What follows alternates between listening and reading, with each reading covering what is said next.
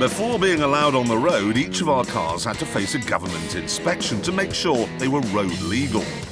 Hammond sailed through no problem at all, and so, amazingly, did Mays. Me, though, I had a problem.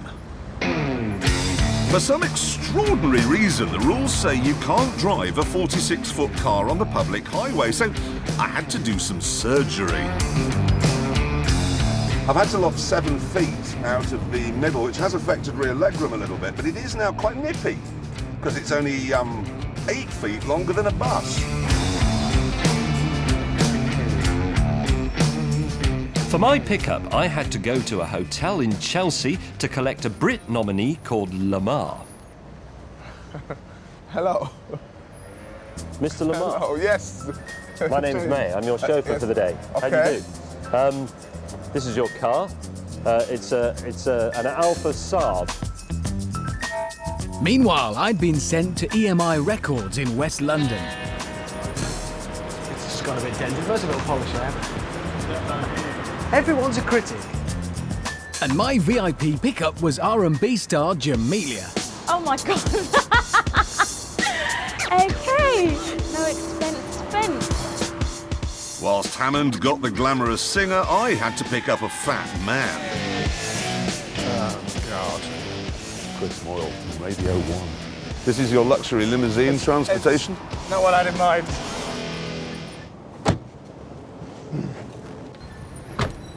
Right. Here we go. Sit back and relax. Oh. Why is it done?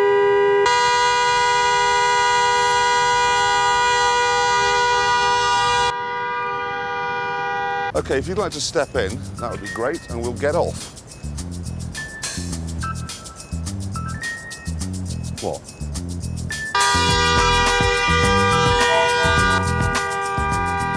This is the intercom. Yeah. You press that button if you want to talk to me. If it starts to rain, don't press it because you'll get electrocuted.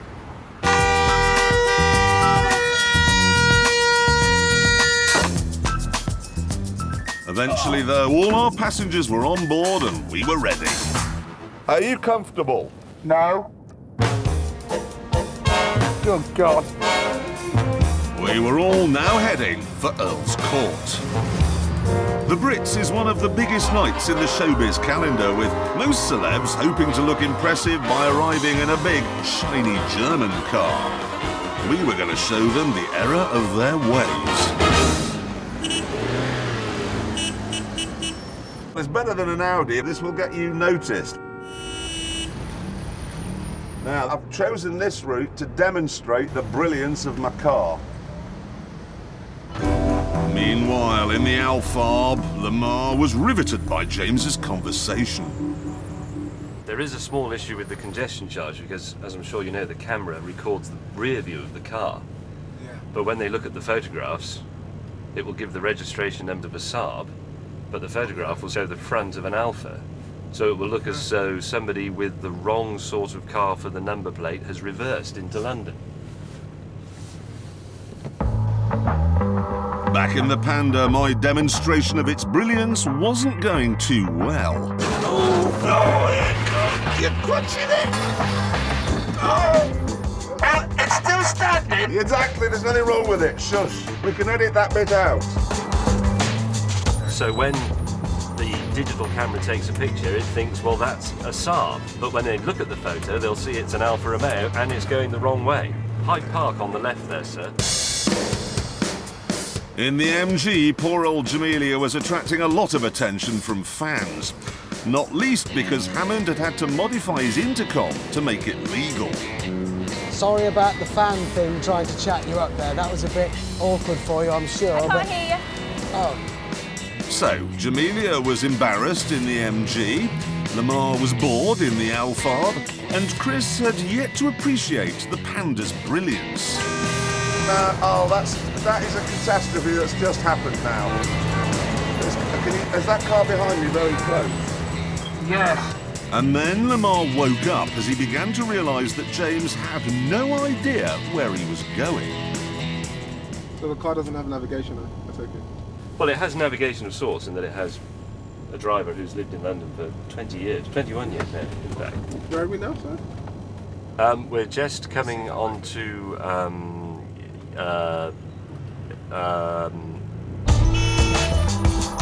To distract Chris from the fact that we were almost constantly stuck, I engaged him in some musical small talk. I once went to Earl's Court in 1976, saw Bad Company there. Simon Kirk, he did a drum solo like you wouldn't believe. It was now 6 o'clock.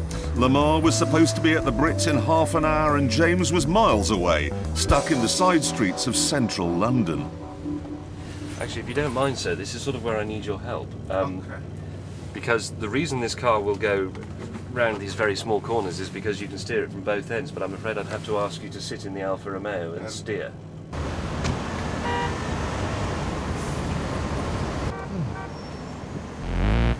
By this stage, Moyles was hungry and thirsty, and because I hadn't thought to include any onboard catering, he'd been shopping for supplies.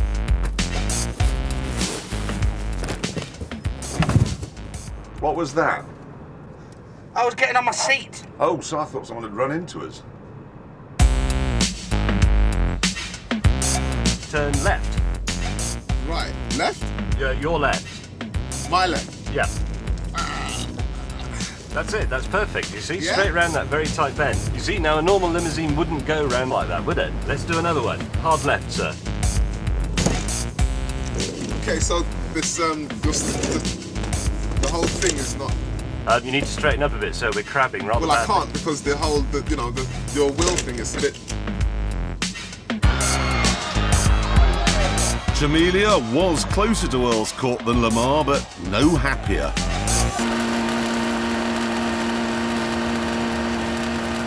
The accelerator's stuck open a bit. But if you think about it, I had to link it to the back of the car. It's hydrogas suspension and the clutch and the brakes, all of it. Oh, hang on. That doesn't sound good.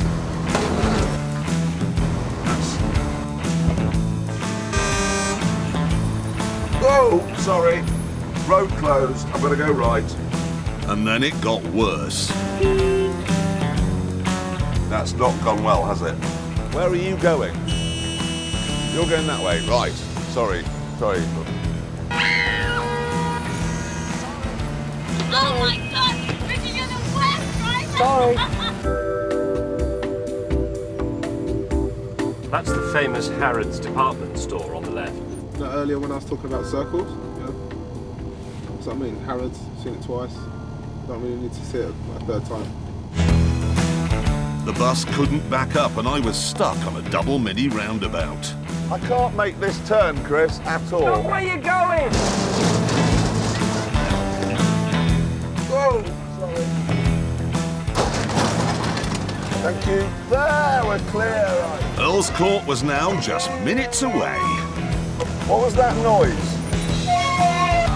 At the Brits, the world's media were waiting for Jamelia's arrival. I still don't think you appreciate the complexity of linking up a rear-engine car when you've stretched it. Please, Richard, just let me get out of here! No, red carpet it is for you. I'm so embarrassed! And she wasn't too pleased with my clever exit solution. Now on the other side! On the other side! Sorry about the ladder thing, the steps weren't ideal. Whilst Jamelia regained her composure, I checked on the others. Jeremy, how you doing? Not well. It's what? It's in two pieces on the Lily Road. It's broken in half. I'm sorry not to be more supportive. Sorry, Chris.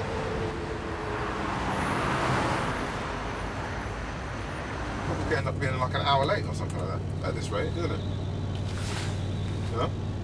The first time I'm nominated, best male, you know? UK, best male, Lamar.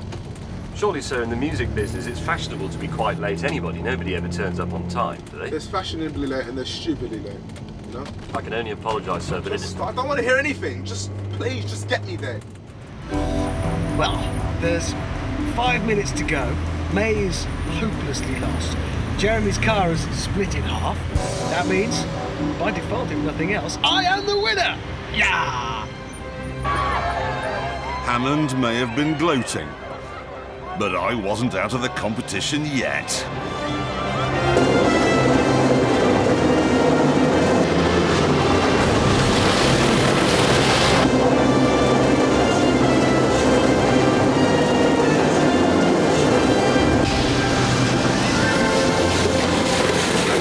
What time do the awards start? About 5 minutes.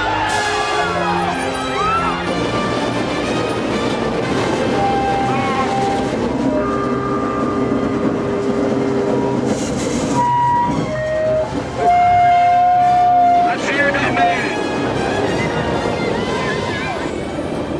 Oh! Wait.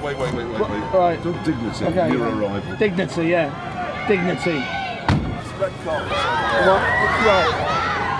So, Moyles was happy, but Hammond wasn't. You cheated! You finished with half a car. You're supposed to finish with a stretch. I got the man here. Meanwhile, in a car somewhere nowhere near Earl's Court, Lamar, acknowledged as one of the gentlemen of pop, had had enough. Strictly speaking, it's left, but I think if we go right, I can go round the back. What do you mean, that- right? Well, Right, why? You just said, no, listen, you just said go left, right? most So people would go left, sir. So why don't we just follow what most people do? Because I think if we go right... No, are you doing this intentionally now? This No. is just, your section is just stupid. This is just, are you a jerk? No, Is this but what have you come to mess up my day? You've picked me up, you've driven me round and round in circles in London, been past Harrods 1,100 times now. Left, you're telling me to go right. I'm not taking this anymore. Just open this damn door. I think it- Find out loud. Stupid door doesn't go. I've had it. Get it.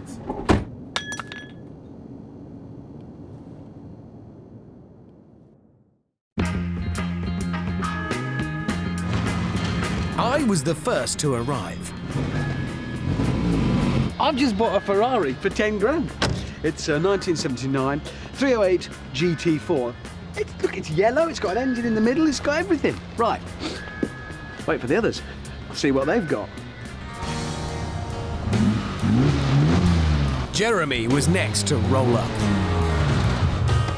Behold Yeah? the Maserati It's a Maserati. Is it Maserati not? Merak. Merak. Yep. Right. Possibly the prettiest supercar ever made. Potentially. £7,000. About 3 grand less than me. Yours. That's, You've bought I bought a Ferrari 308 No, you haven't. It is a Ferrari. It just isn't a Ferrari. What Richard had bought was never originally called a Ferrari. It was so slow and wet, it was actually called a Dino. There's no point going, I bought my George. It's from Asda. You've got a George car. Place. What's this? It's a spare wheel. Hang on, is this a V? They're a V6, aren't they? Yeah, Yeah. but it's brilliant. Engine in this. Honestly, Really? the guy I bought it from just spent 10,000 quid rebuilding that engine. Sold the whole car for 7. Shows how much the rest of it's worth. So- Watch the headlamps. They work brilliantly. Ready? There you go, the headlights are on. Okay. No, you can see they're on if you get down here. Look, there they are, look, yeah. can you see them? Yeah. Oh, that's a shame. There you Let have go it. of it. If I let go? You may have noticed we're waffling a bit, and that's because we're waiting for Captain's sense of direction, who we assumed had got lost. You fancy some lunch? But getting that way, isn't it? we were wrong. James has bought an AA truck. He's bought a... At least you made it to the end of our last one of these before getting on one. Right.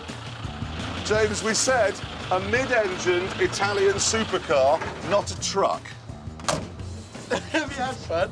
Is that the best you two can come up with? Yes, it is. What is your... That, Apart from gentlemen, was... Use the is pass.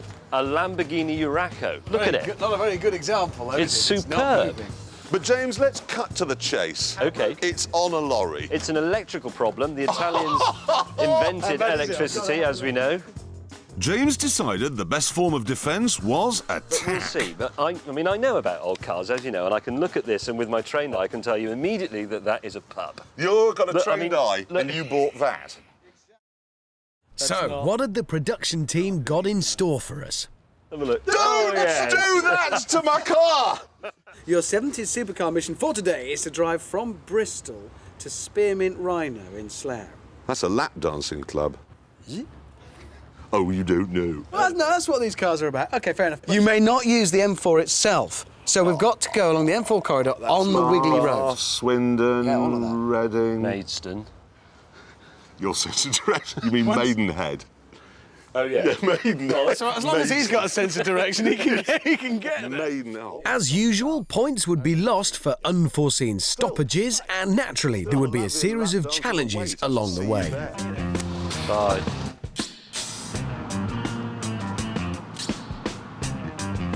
What I love about this particular Merak is that it is the SS, one of the later ones, very rare. They only made 652 of them. Now, this is kind of heavy A-road traffic through town, stop-start stuff.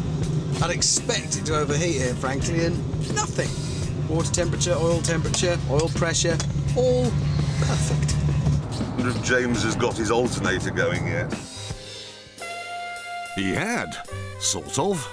Right, the battery is discharging, the oil temperature is very high, the oil pressure is very low, the engine temperature is off the end of the scale, I'm running out of petrol, but the clock is correct.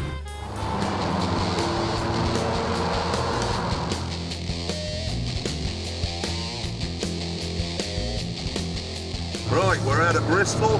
No mechanical maladies to report. There's smoke coming out of the back of that thing. That's smoke.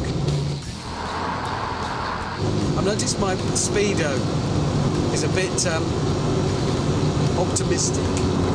We were stuck behind a tractor earlier on that was doing 50, according to this. Never mind, could be worse. Yes, James had run out of electricity again. I just can't believe somebody's put a Ferrari badge on that when it isn't one. But there you are, you know, it makes you happy. How can they say not a Ferrari? It was named after Enzo Ferrari's tragically dead son and built to fit old man Ferrari himself. What a marvellous day. Sun shining, Maserati to drive, endless scope for laughing at Hammond for buying the wrong car and James for buying one that doesn't work. Actually, I'd got my car working, and what a car! Of course, in its day, the Urraco was one of the fastest and most exciting four-seater cars you could buy. 142 miles an hour, 0 to 60 in about 6.5 seconds. That was ever such a long time ago, though. Meanwhile, Jeremy and I were nearing our first challenge. Castle Combe Racing Circuit. You have got to be kidding. Racetrack. That's when we see the Maserati come good. I'm feeling confident. So, why was Hammond nervous? You see, my car has a bit of a secret. At the back of it, there's a subframe which on a 308 holds the engine in and the wheels on, and keeps them attached to the body, and it's just made of rust. Still, could be worse.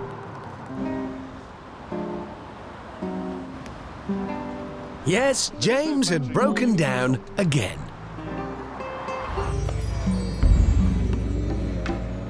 Castle Combe is 20 miles from Bristol, and most of us got there. It's a fierce track, this. One of the fastest in Britain.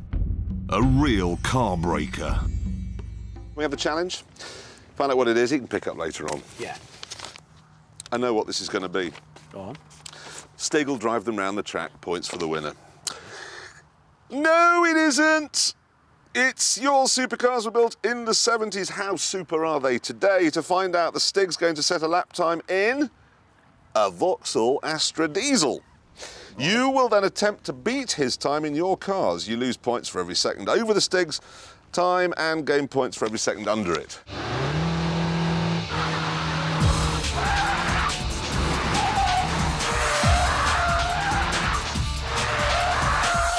The Stig was really on it.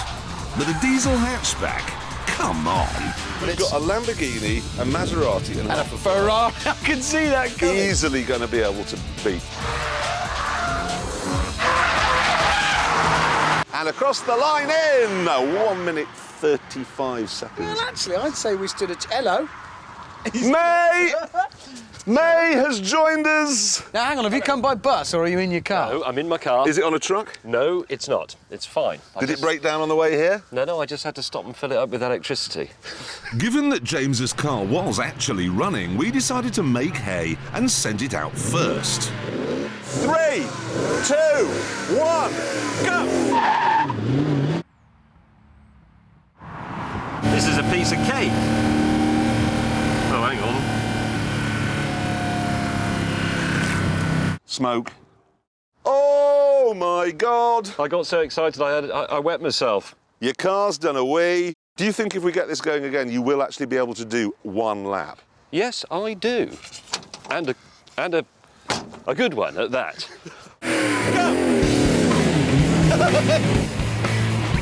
It's a right-hander. I'm turning into the apex, snatching third.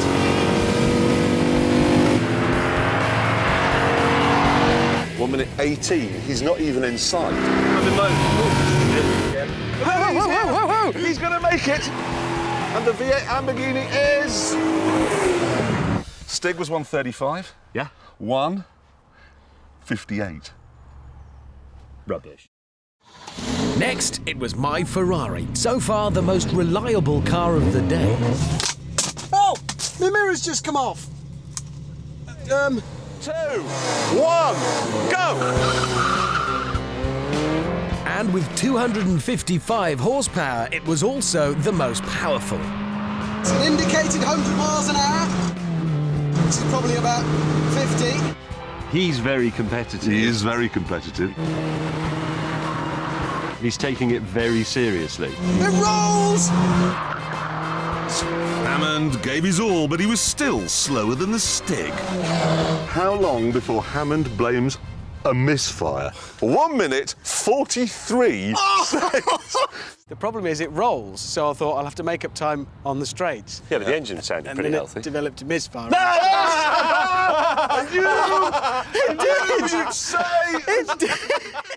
Finally, it was the turn of the mighty Marak.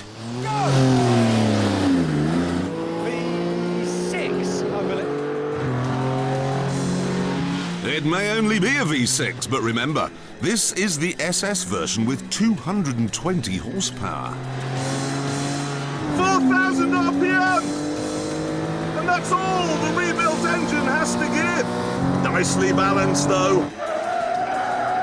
That car is Why won't you rev? an appalling heap of junk. Come on! Come on, car!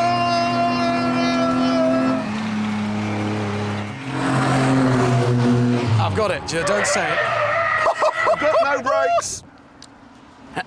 Oh, the excuses are coming. Here we go. Oh, he's not stopped. I've got no brakes. I also had no Well, I've done a lap coolant. now.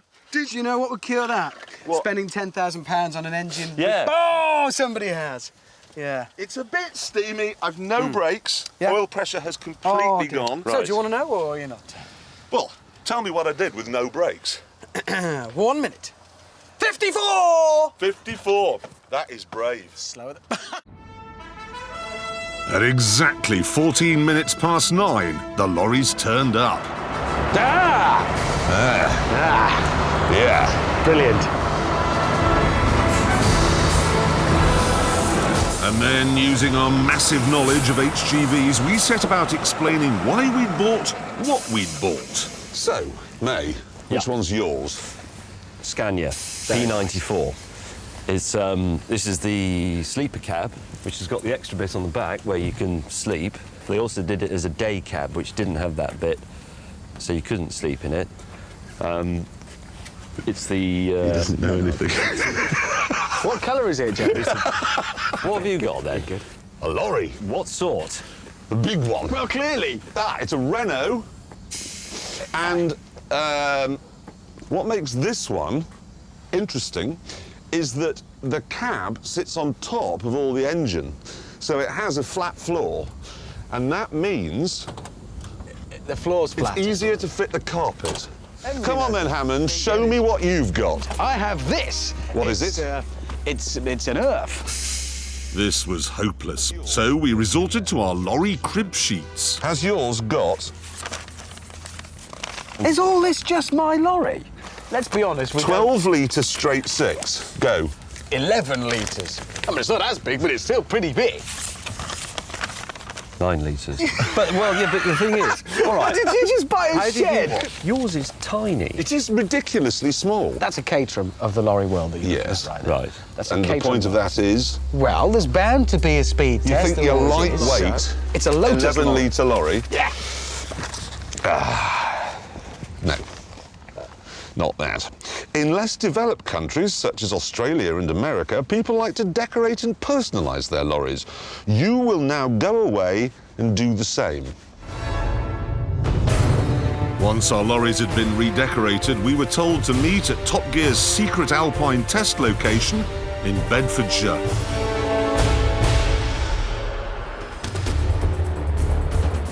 Richard had tried to make his lorry look more American by fitting a bonnet, which was actually a dog kennel. James had gone for a gay and friendly Indian look,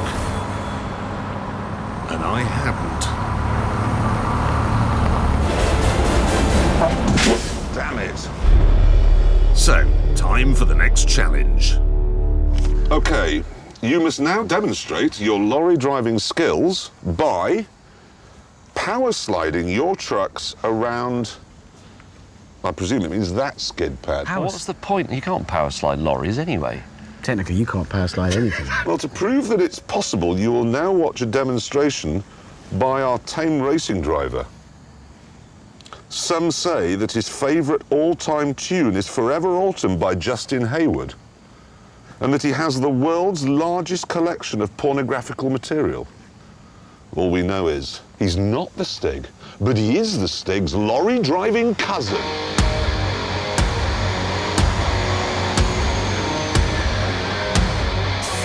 Look, he's got a lorry driver's son. Oh, sunset. sunburn. I see. Yes, yes. Whoa! He's really as big as American Stig. Big Stig. Yeah. Yeah. Yeah. Rick Stig climbed into his tuned man and set off. Look at this! That's just fantastic! I love the smell of burning rubber in the morning when it's coming off. That is power sliding now. Look at that! He's doing a donut! His tyre's gone. His tyre has... Run for your lives! Run for your lives!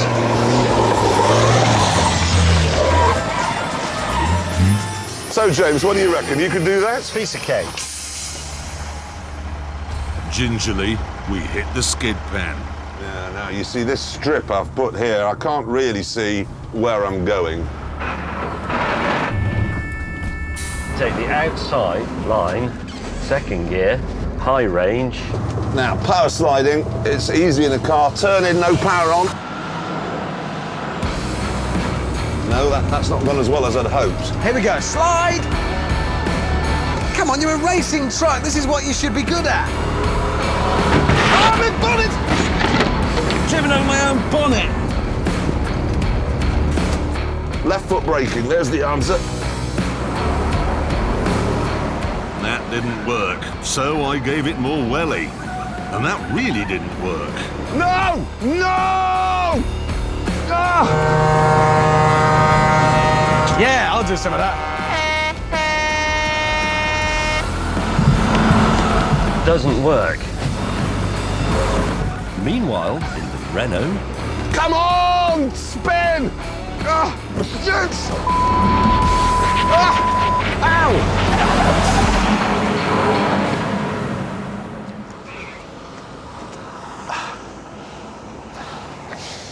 This lorry driving, it turns out, is quite a lot harder than I thought. Have you done something to your leg as well? Yeah, the gear lever's gone up my arse. Right, OK. After the gear lever had been removed from Jeremy's bottom, we moved on to the next challenge. There's lorry driving things. I've lost the suspension link has just come off. On your leg? No, on the lorry. You will now drive to Millbrook's high-speed bowl. Ah, you see, I told you there'd be a speed test. But first, you must hitch up a trailer and then get there via the Alpine handling course. God, that's hundreds of miles. No, It's not. No, it's here, you idiot. It's just over there. This is where car makers test the handling of their new models. It's also where James Bond rolled his Aston Martin in Casino Royale. In a car, it is huge fun. In a lorry, it probably isn't. From the moment you arrive at the Alpine course, you have 3 minutes to get round. You will also need to drive smoothly because your trailer is full of valuables. Valuables. Valuables. They weren't kidding. Richard's trailer contained a car that hadn't been fastened down. Mine contained an enormous wedding cake. And in Jeremy's, there was some straw, which didn't seem so bad, but at the other end, there was an electric fire. So, third time lucky. Oh, this is brilliant. Oi! It was just over a mile from the hitching point to the Alpine course, but that was enough to give us a taste of what it's like to be a real lorry driver. For starters, there's the sheer number of gears. That's first into first and a half. Second, 2.5. In a car, you can go from 1,000 RPM to 7,000, 8,000. In this, it's 1,200 to 1,500. Then you have to change gear. 300 revs. Get in. get in. Oh! And when you finally reach 18th gear, you get carved up and you have to start all over again. Now I've just been overtaken by someone who's now slowed down. Bloke in front. Don't stop! Oh, that's the car.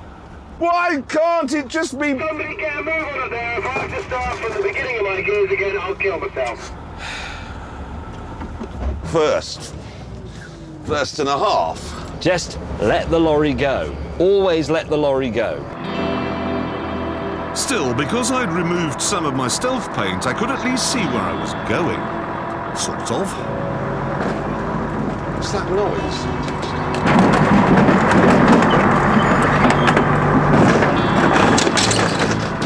Jess is making a right hash of that. You clipped a car. Whose car? Don't know, but they will notice. We then took a wrong turn and ended up on the road where they test vehicle suspension. That wasn't such a problem for me in my sprung cab. But as for Hammond... I'm worried I may be bounced out of the cab. Eventually, we arrived at the start of the Alpine course, which also meant our first encounter with a hill. Jeremy, you've only got 2 feet. Every time I come off the brake, in order to get onto the throttle, which you have to do, it rolls backwards. For about 8 inches. Try using the handbrake like you would in, oh, I don't know, a car.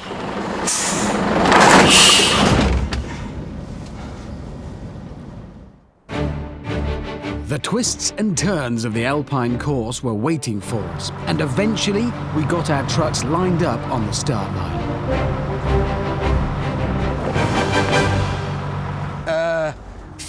Get in gear, come on! Low. Low.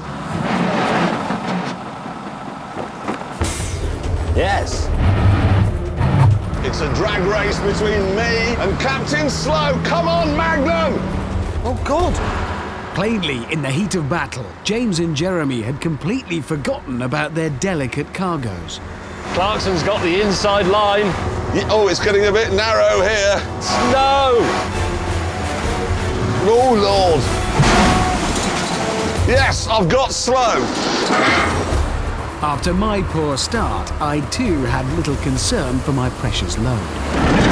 sounds like a charging rhino running up and down the trailer and behind me. Back at the front, Slow was refusing to give in. Oh, that's close. Oh, ho, ho! I've got to take him here. I've got a plan. I can't turn in that. Ah, you weren't ready for that, Slow. Down a bit of a hill. Carry some... Whoa! Whoa! Whoa!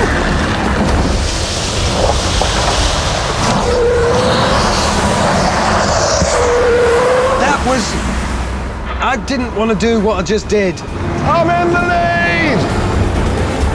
Unfortunately, in all the excitement, I forgot to change down for the steep hill. No! No! It's dying on me! No, no, no! You! Does understeer this lorry. Right, got to change ratios. Next box, there you go. Get a go with these things, suddenly you start to feel just how much power they have got to give.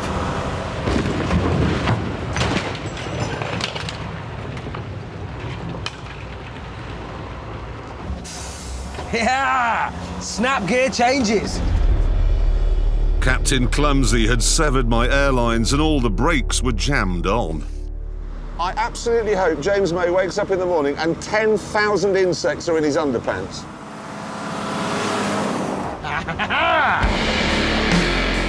In exactly just over 3 minutes, I was the first to finish.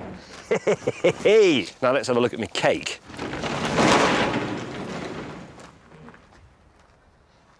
Ah. That's what he hits. He is the clumsiest man in the known world. I'll just straighten it up a bit.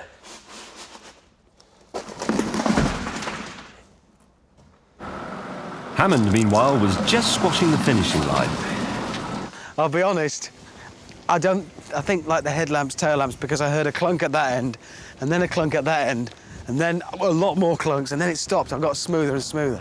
Headlights are going to be smashed to bits. Then look. Yes, I know. It's bad, I'm sorry. That's worse than that.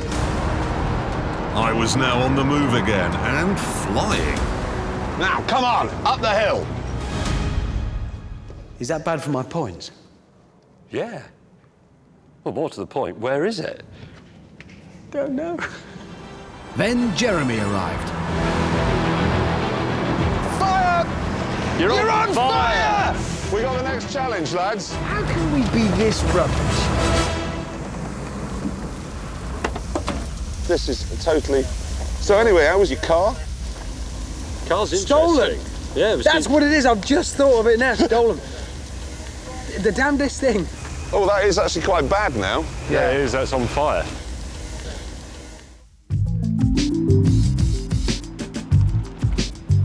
I was the first to arrive with my two-door coupe that isn't a Porsche.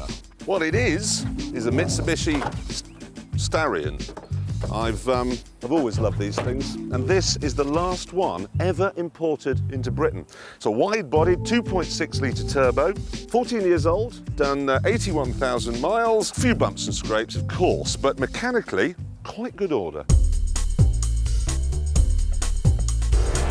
James had bought himself a 1,000-year-old antique.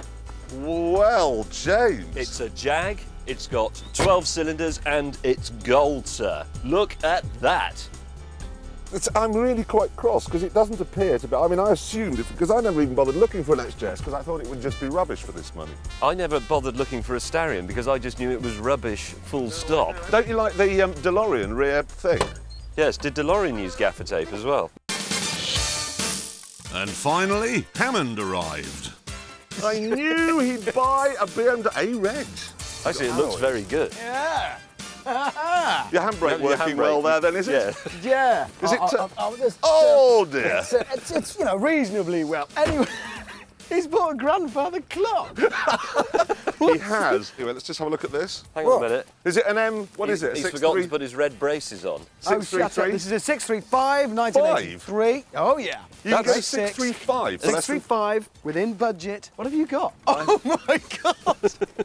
What? It's a wheelie bin. We Look have at to get it. on with this challenge, because Yes. have you seen under his car? Pool of oil and it's growing. Oh, there's plenty in there, though. So, first challenge, and it is here, thank you very much, High-Speed Bowl Challenge. You will drive around the banked high-speed circuit as quickly as possible. 140 miles an hour is your target speed. Points are lost for failing to achieve it and gained for beating it. Okay, here we go. The top speed of that car, when it was shiny and new in 1984, was 142 miles an hour. Many, many years and moons have passed since then. The hamster was in the wheel, but his car wasn't going to be rushed. 105.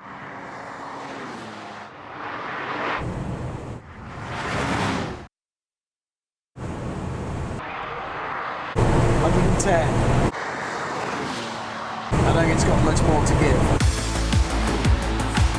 At 115 miles an hour, hamster. I've only got 110 showing on the clock. You see, it's a BMW. It's even discreet and underestimates its speed. How do I get off? Right, here we are entering the bowl. Here he comes, here he comes. That's the slowest car ever at Millbrook. I'm moving into the top lane. Buffeting.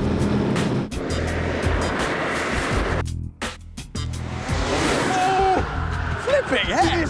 That felt... That's oil. God, this is awful. And what was the speed? Error.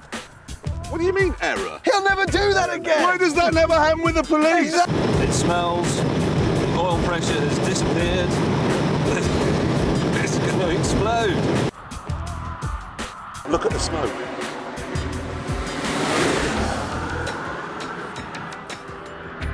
James's grandfather clock had reached the 140 mile an hour target speed, but it had paid the price.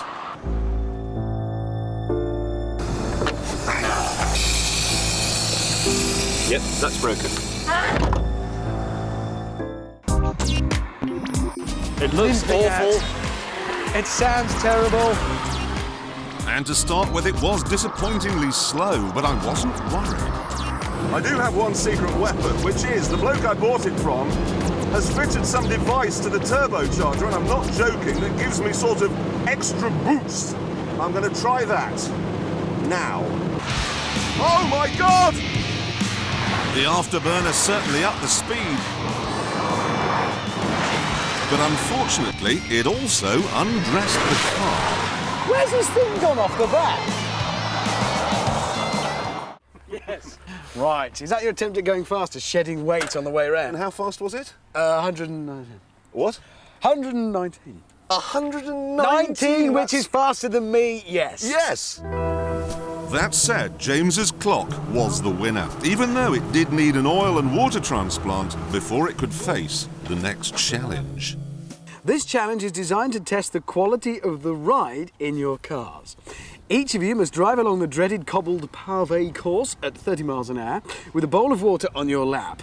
This is Belgian pavé. Very, very bumpy, Yes. and James is going to have a very wet crotch. Or is I he? hate to say this. Do you not think he stands a pretty good chance in that Jag? And here we go, and that's a disaster already. Oh my God. He has achieved 30. I felt like this since I was a very small boy. Oh, that's a bit of a wobble there. That was a splash. No, it's flying everywhere. Oh yes, it's very bumpy. Oh, That's not the first time that's happened, is it? Richard, Yeah? that happened in a Jaguar. Yes, exactly. This is the car with one of the world's best ride qualities. So you, sir, in your sporty BMW, are probably going to drown. This may not look like a lot of water. Can I just point out? Very firm suspension in a 635. Not the car I would choose if I was going to drive over some Belgian pastries with a bucket of water on my lap. Don't my lap. Oh. It's ever so cold. Oh, is this like being old?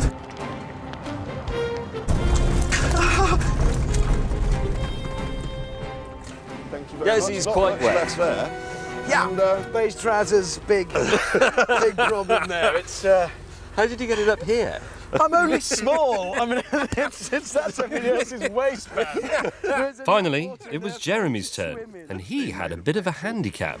Problem I've got, of course, is I have a manual, unlike the other two, so I actually have to physically move my legs in order to change gear. The gearbox, however, was the least of my worries.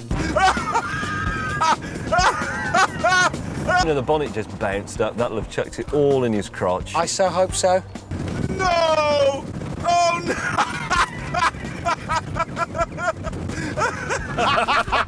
Just from his expression. Ah, well done. Jeremy, Let me take that. I think we can already tell. It's in the Oh, strong yeah. sunshine. Yeah. It's not pleasant. If you do that, then your trouser to legs do that. don't touch your legs. So it was another victory for the grandfather clock, but the smile was about to be wiped off James's face. Right. Your coupes were renowned for their sporty character in the 1980s. 90s with my 90s. 90s in your case. But how will they measure up today on the fearsome Alpine circuit? That's this. That's this thing, I think. The Stig will drive a lap in each car. 1 minute and 5 seconds is the target time. You lose a point for every second slower than that and gain a point for every second faster. I decided that my BMW should tackle the web of hills and off-camber corners first, before the British Leyland Jag had the chance to coat them all with a film of oil.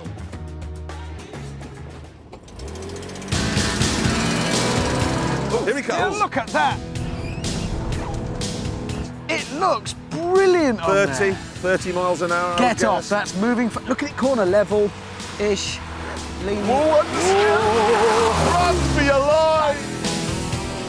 Got a good noise as well, actually.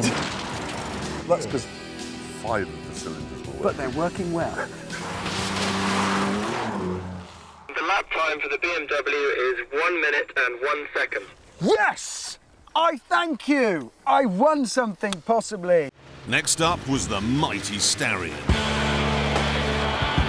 Manual gearbox, the lightest of the three. I was confident the pedigree racer would romp to victory here. Look at that already, that's quicker than yours. He's quicker through here. Not convinced. He just is. Flat. See that back just kicking there? See the back? Flopping. Not flopping. The lap time for the Mitsubishi Starion is 1 minute dead. No! Got good brakes, good steering, good handling. Everything about it is... You bought the wrong car, Richard. But when it comes to wrong cars, the Torrey Canyon takes some beating.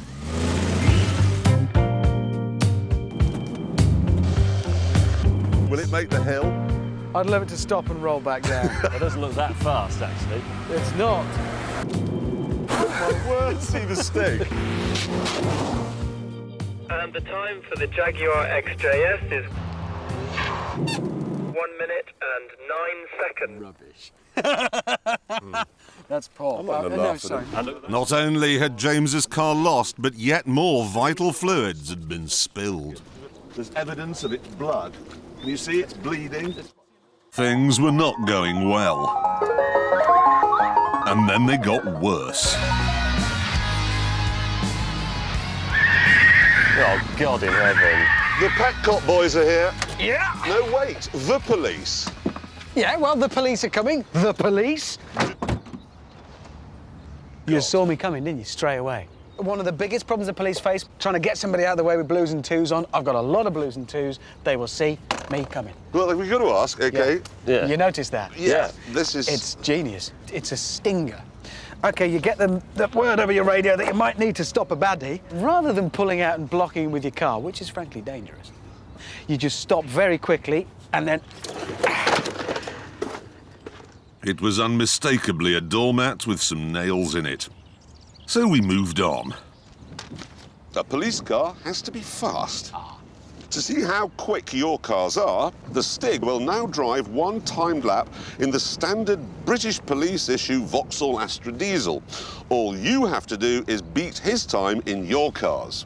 Bonus points will be awarded for flamboyant driving style which will look good on a police kill action programme. Yes. Yes. Right. Flamboyant and fast. Only one person can win this. 3, 2, 1. He's proceeding in a westerly direction. Honestly, giving the British police cars like that to save money is the same as the Queen saying, well, changing the guard, they can all wear Primark. Here come the British Army, they're wearing beach towels because that saves money. How would the Blues Brothers have looked? And there he is. How long? 1 minute 48. 1:48 is quicker than most of our celebrities drive around here. It is. In the Lassetti. Is it? Yeah. Yes, is it? Then it was our turn, and the gentle touch went first. 3, 2, 1, go. Well, that He began. pulled away. I pulled away. Sadly, James's idea of flamboyant driving isn't quite the same as everyone else's. That'll look excellent. I wonder if it's got traction control. I don't think it's necessary. The tyre squill from the 1970s. Left. I hope you like prison food, Crims. Looking good. Cock. Bit of tyre squill. Maybe there'll be a bit more here. I'll make it out of the way.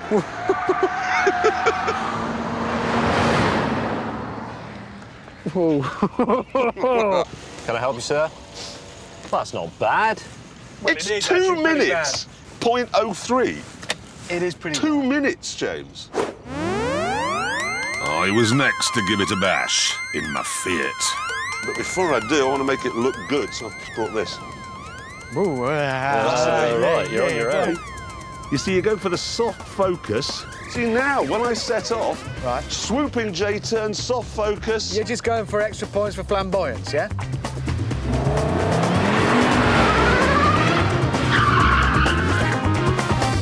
Oh, damn and blast! Oh, that's good. Wow, a lot of points there. Are we in soft focus as well? No. I fear I fear the Boadicea wheel attachments have affected the wheel balance somewhat. It wasn't an option on the original car. No, Boadicea spikes. You didn't hear people driving around and say, I've got a Fiat Coupe, it's great, but I just wish the rear wheels were a bit heavier and out of balance.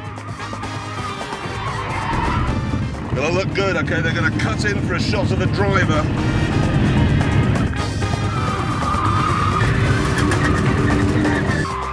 I can hear a lot of noise, but not a lot of movement. It's very much like Jeremy, that car.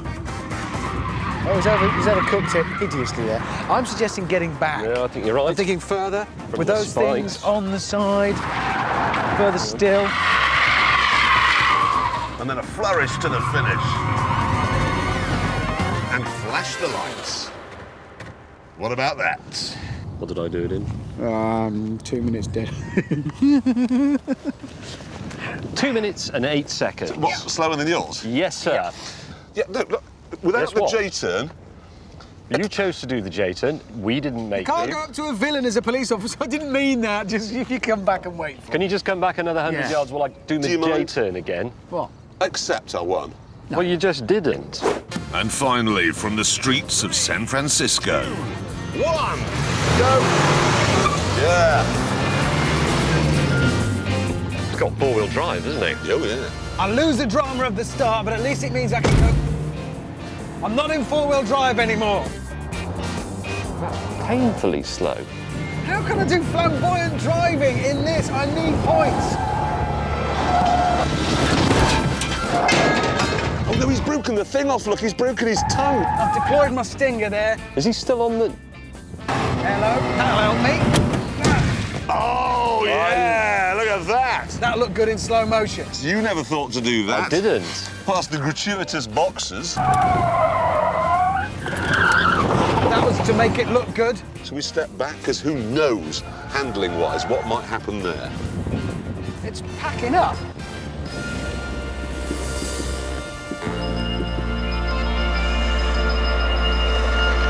There's got to be points off for that. Yeah, that's not flamboyant.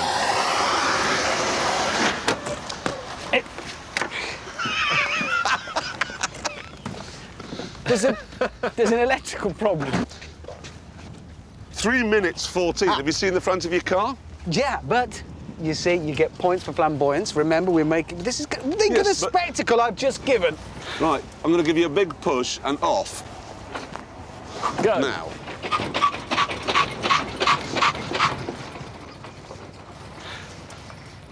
Yeah. What is it? Ambitious, but rubbish. For our next challenge, we were told to hot-foot it to the scene of an accident.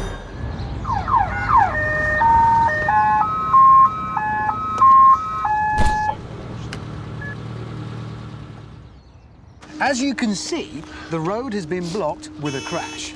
This is this here, you see? Yeah. Normally, it would take the authorities 6 hours to get the road open again. Yeah. You will now demonstrate that it's possible to be much quicker than that. Well, it is. We don't have to wrap them all in tinfoil blankets. We don't have to offer them counselling. We don't have to fill in health and safety forms until a week on Tuesday. We can just clear this in no time. Well, this is our chance to prove it. If you haven't got the job done in 2 minutes, motorists who've been held up will be allowed to pelt you with food. Good idea. With the clock ticking, Richard and I decided to take care of the cars, while Jeremy took care of the wounded. We were working well as a team. I'm towing that car! Sort of. I've got a live one here.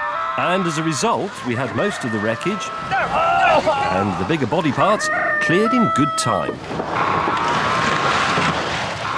And the road is clear.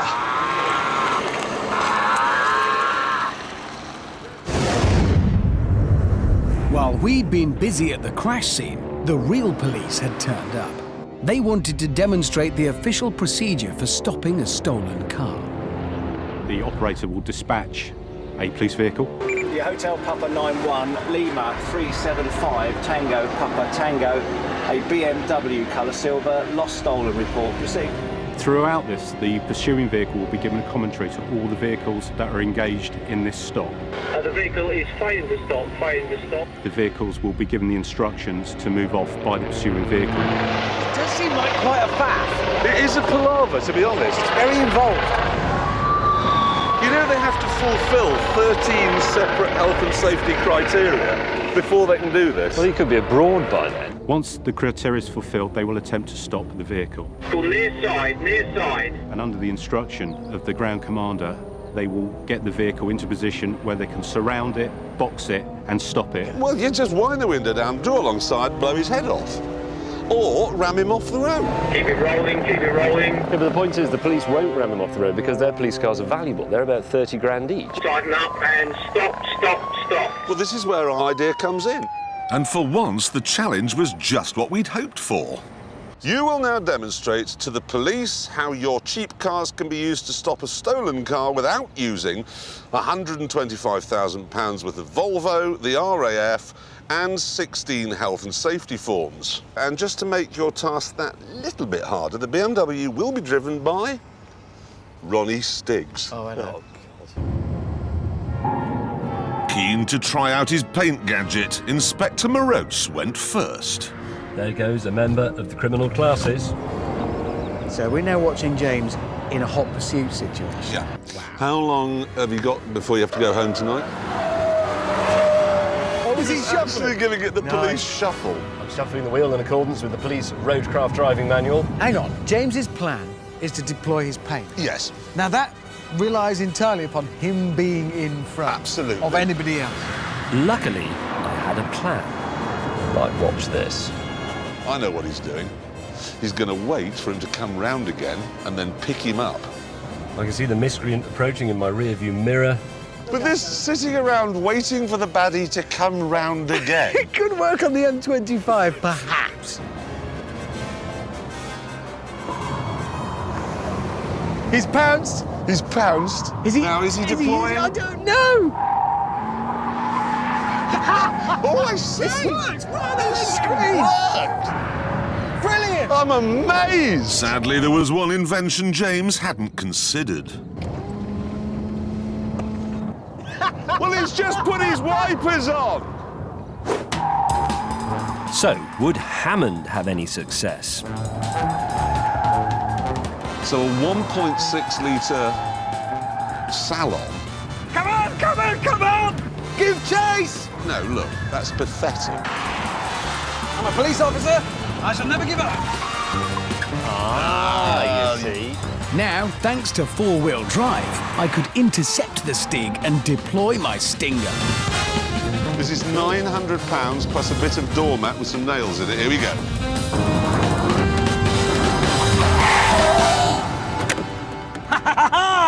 He missed it. Oh no, he's driven round it. The Stinger needs to be longer. Now, all hope of succeeding in this challenge rested with Commodore Clarksonio. Right, now in Jeremy's mind, this is already a magnificent spectacle. What I like to do is play music loud. Scares the hell out of it. It's Robert Duvall, mate! I'm going to try something the Americans call pitting. I put my car along his rear wing, push his back end out, he counter-steers, I then brake, and of course, it shoots the other way. Unfortunately, none of what I just said happened. So there's nothing for it. I'm going to deploy my bow to Sears. I don't think he'll take Stigs alive. Now, any second now. Oh, that's uncomfortable. I presume at some point there's going to be a simply hideous accident. Yep. Come on! Yeah! Take that!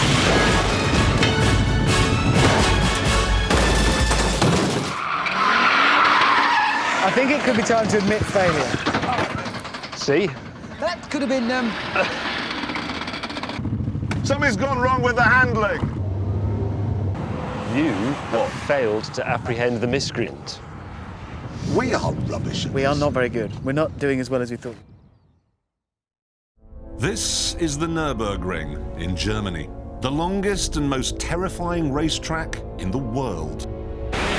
It twists and turns for 13 miles through the Eifel Mountains. It's so vast that entire villages nestle in its midst. The Top Gear test track has 8 corners.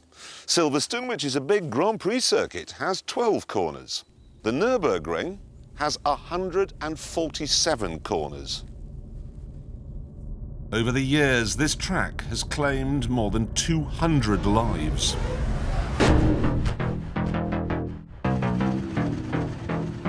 Despite this, though, anyone can drive round it. You roll up with your own car or bike, pay €14, and off you go. So how long do you think it would take me to learn my way around here? 50 laps, roughly, to know which way it goes. Yeah. And then the rest of your life to actually learn it. This chap, who was disabled and drove with hand controls, offered to show me round. Your car's too slow, man.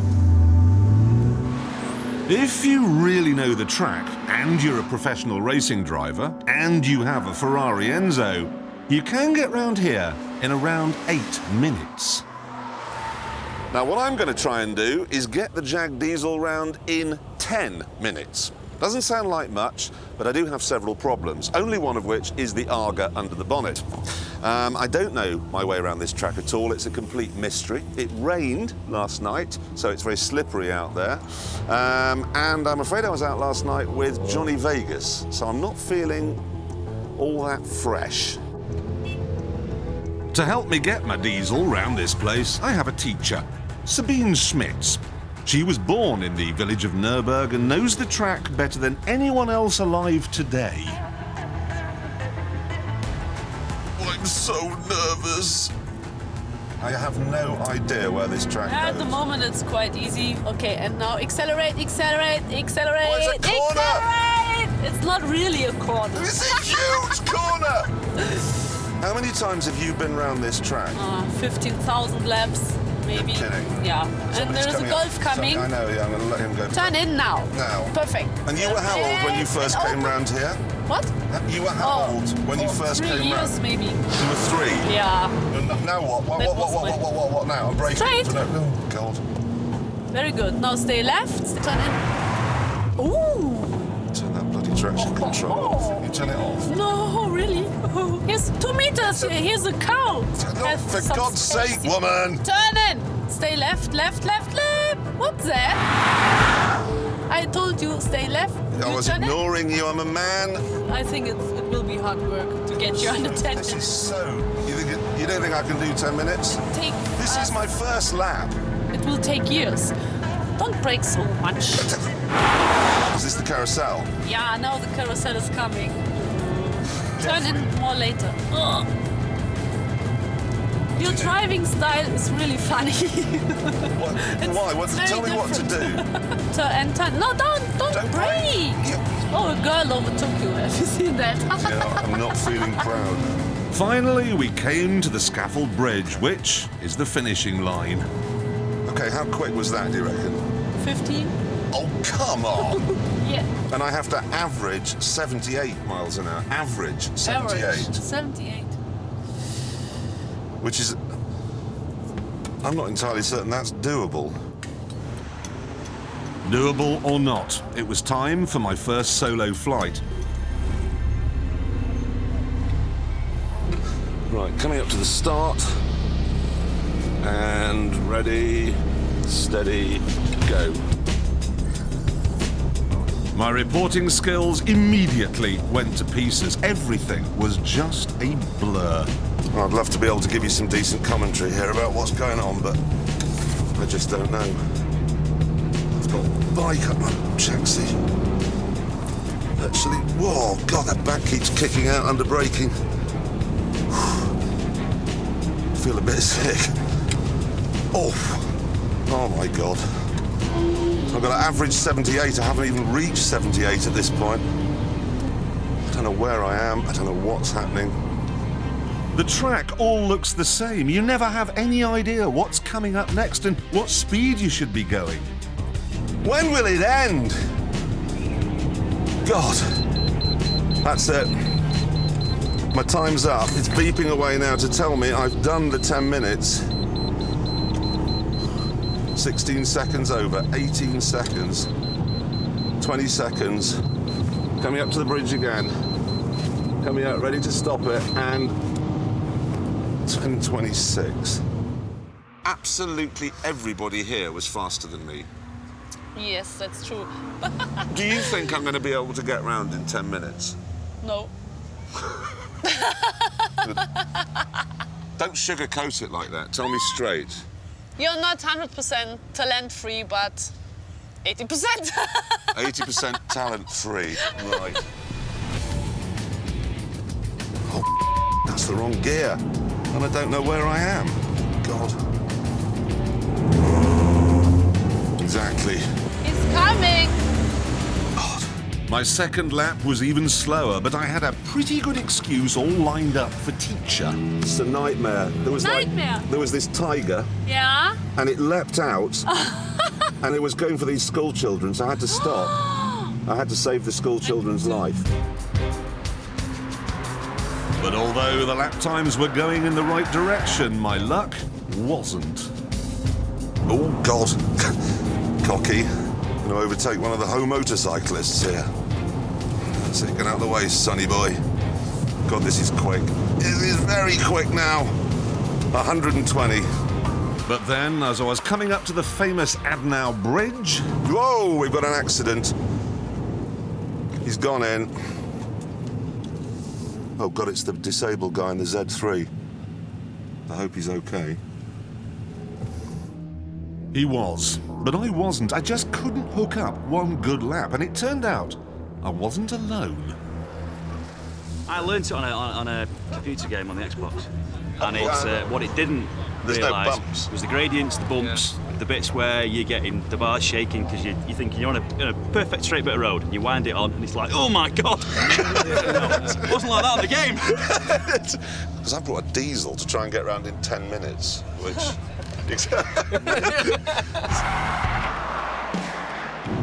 As the sun was setting on the final lap of the day, though, it looked like I'd make it. This was a hot one. This is the trouble. You start to get cocky. You start to think you might know it. Get out of the way, bikes! Get a car and some proper clothes, for God's sake. I'm a man on a mission here. The trouble was that after just one day, I didn't know it at all. I'm off the road. I'm off the bloody road. Whoa, yes, but I'm back on again. Oh, God, look at this Golf. Look at the state of this Golf. I think there's a guy who lives here. God, that was quick through there. 110 miles an hour through that bit. Despite the off, despite being overtaken by a Golf, I was still on for a good time, but then, disaster. It's gone. I've got no power, I've got no drive. Restricted performance. Got an engine management problem. I really, really thought I was going to crack it on this lap.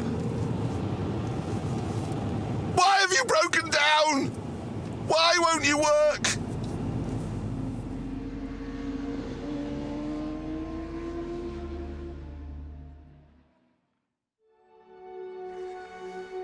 Unfortunately, in the morning, the weather was terrible.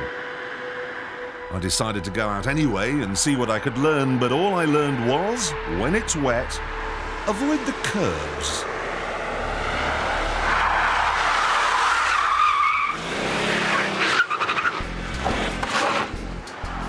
Soon, though, it dried out and I began once again to pick up speed. What? Brake. Turn in, clip the apex, let it run wide. I was feeling pretty good and felt sure that Sabine would be pleased with my progress as well. He looks a little bit lazy behind the steering wheel. Turn in late. Ah, too soon. Oh, damn and blast. Like he can do everything. He's the best driver the world has ever seen. The Michael Schumacher from Britain, maybe. But I think he isn't. Listen, love, Michael Schumacher doesn't use a diesel, whereas I am using a diesel and time is running out, so I've got to forget about being on the telly and go for it. Start the clock.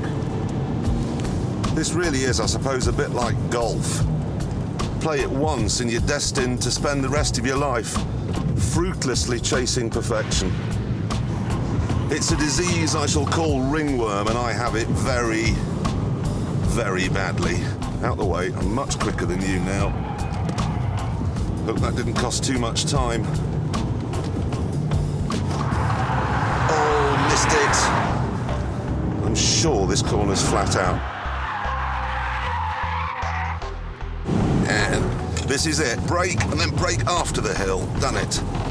Whoa, God. With 10 miles gone, there'd been no breakdowns, no accidents, so maybe, just maybe... Here we go. Whoa, losing the back a bit in. Coming up to be louder, lost his ears. Whoa, want to lose mine. I've never felt more alive than I am now. Yes, yes, yes, yes, yes. Bit of dust there. Now, first lap, I remember the beeper was going here in the mini carousel. As it is, I've got 30 seconds left, probably another, I don't know, 6 corners to go. None of which I can remember. From 120 miles an hour. Oh, come on, come on. No, there's the end. There's the end. 9, 8, 7, 6, 5, 4, 3, 2, 1. I did it! I did it! A 9:59! Yes! Yes! I did it! I did a 9:59! Where is Sabine? Despite our best efforts, James and I were still more than 150 miles from our friend and colleague. Night was falling, the roads were getting worse, and there was another issue. Sit rep. James May does not like driving in the snow and has now reduced his speed to about 3. To annoy him as much as he was annoying me, I decided to ignite my collapsed sun. Right. Clarkson! I've never, ever encountered a light like that on the front of a car. Very funny, but could you turn the big light off? Only when you speed up. Turn the light off! It was a long, horrible drive, but mercifully, when we were just 10 miles from Hammond, we found a lodge where we could spend the night. And the next morning, I came up with a plan. Hammond is 10 miles away and 4,000 feet above us, so we have a race. And if you get there first, you don't have to rescue him. Come on, that's an incentive. No, you're right, it is, isn't it? So if you don't get there first, you have to drive, what, 15 hours back to Vancouver with Richard Hammond in your pickup truck? Can you imagine driving 15 hours back to Vancouver, with him either dead or bad-tempered? Where the f*** are you? I peed in a bottle in my tent last night and it felt dirty. Enough. With a good breakfast under our belts, James and I were planning our routes. So Hammond is around there. That's where the signal came from his watch. So if I go up what I think is Wolf Pass, the corpse of Richard Hammond will be around here somewhere. It's slightly longer, but it's only a little bit longer, but I'm avoiding that massive rise there. I'm going to go that way. You ready, mate? I've never been more ready. 3, 2, 1. Begin!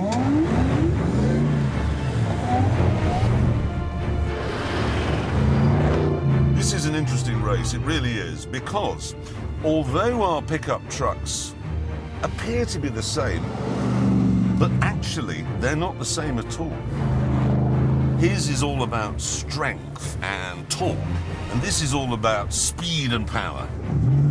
And then there's our driving styles. James's is very slow and methodical and full of maths. Mine's more sort of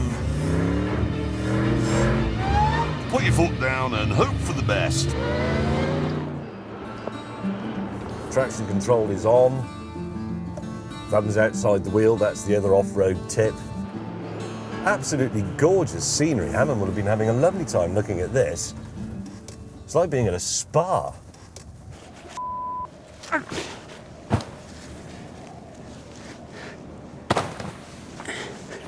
You, what's going on there?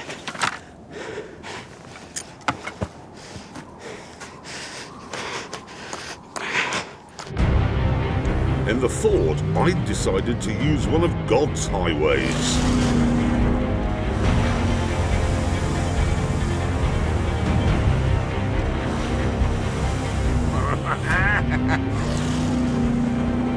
Rivers, as we know, are level, unless they're waterfalls. Just hope we don't encounter one of those.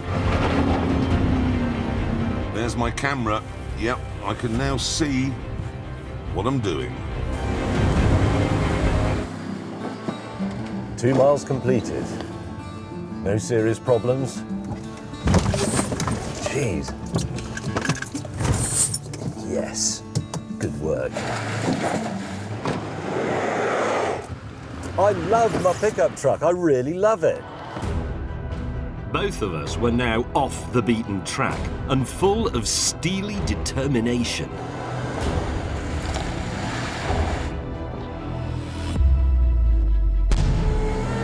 Come on, Jeremy, you need to get there first. Thunderbird 1 is power sliding. Oh, yes. This is called wrestling with the controls. Whoa! Oh! I'm getting deep into the woods here. Steady. Temperatures and pressures, all in the green. This is shouting and power versus thought and torque. Come on! Oh, I've got some rooster tails now. Oh. Good news, Hammond. The Velociraptor works well in these conditions. Where is he? Where is he?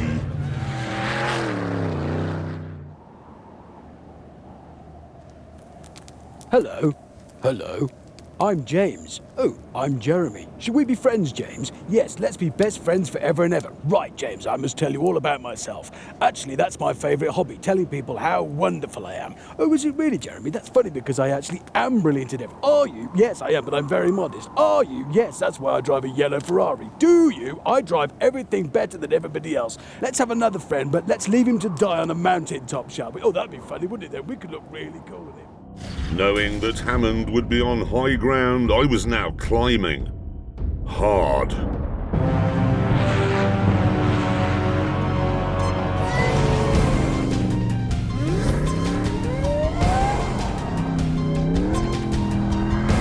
Oh God, I love this thing. I really, properly do.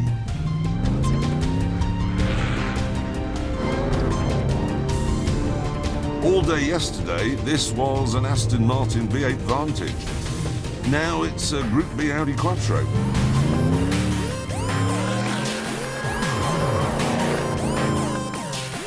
On my route, I too was climbing.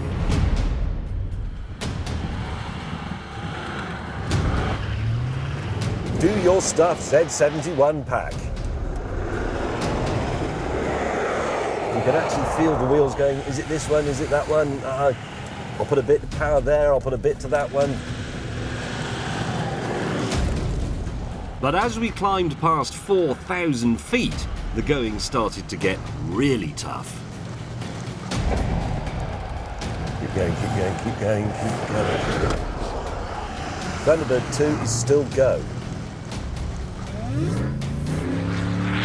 Keep those revs up, keep the wheels spinning. Come on, Jeremy, you need to get there first. I do not want to drive back to Vancouver with my Velociraptor being soiled by Hammond's cheesy, decomposing bottom. Oh, my head's come off. Has it? Well, a man threw a knife at me, but I caught it in my teeth. Literally, my head came off. Oh, but I'm okay. Oh, yeah. In the cock! Ha! Right in the nads! Look at that! Ah! Driving along, singing this song. Come on. Something in a winter wonderland. Situation update, viewers. Bit too close to the edge there. I've got to be careful how I move, otherwise I'll fall into the valley. Still, could be worse. Whoa! Oh no!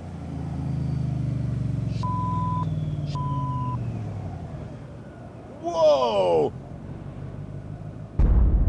Faced with the prospect of having to rescue the world's angriest man, Where are you, you pair of middle-aged... James and I had both decided to rip out our own fingernails. Ow! Ow! This made progress much easier. That feels good. Temperatures and pressures still in the green. With snow chains fitted, you're supposed to be gentle. But luckily, my colleague doesn't know what that means. Dig and claw, come on, digging. Damn and blast.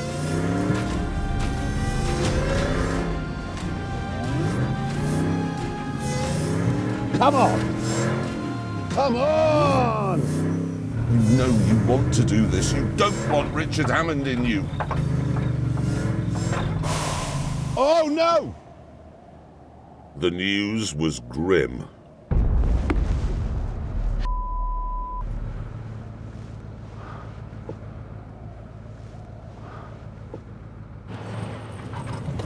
You are genuinely a bit of a desperado here, Silverado. Loving that. And loving that as well. I'm still coming, Richard Hammond. And you know what? So was I. We are underway, 3 wheels on my wagon, and I am still rolling along. Come on, machine. Where is James May? Where is May? Bit of beans there.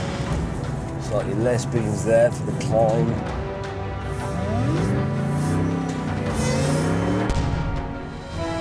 That's an engine. It's not a plane, it's a car, it's...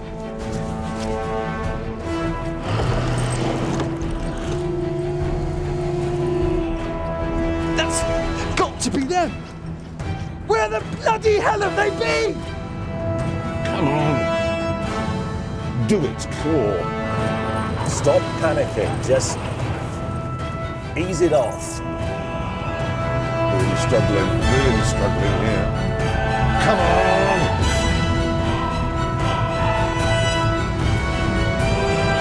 It's Hammond! Hammond is there! How could it have taken that long? May, bad news. You're going to have to take Hammond back to Vancouver. That's a powerful vehicle! That is a go-anywhere car! So where the have you been? And he's in an appalling temper. Absolutely shocking. Where are you going? Well, now what? Oh, that's your rescue, is it? But after 6 hours, we finally arrived at Caravan Catraz. 5 miles an hour maximum. Well, that's about... Dream on.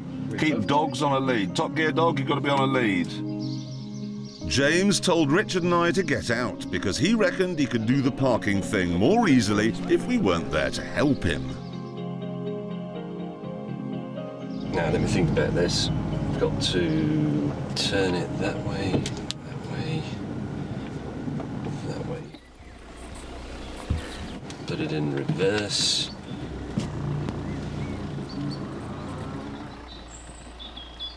No, that's not right.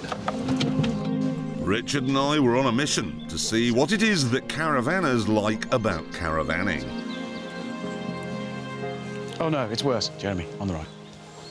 That's not a sign you ever want to have to read on your holiday.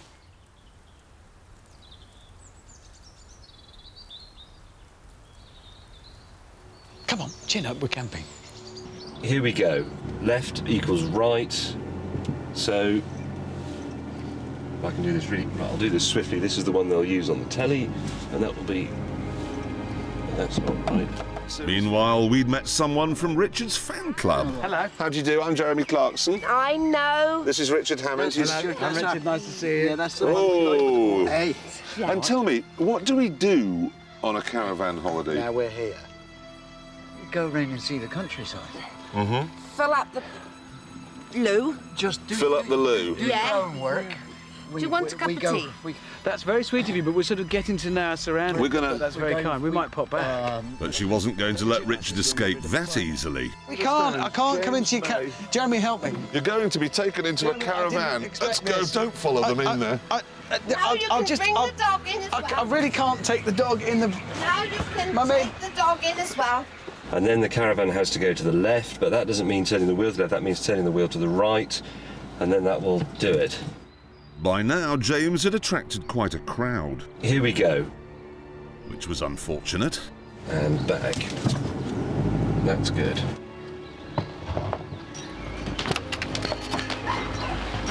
Oh no, it's not.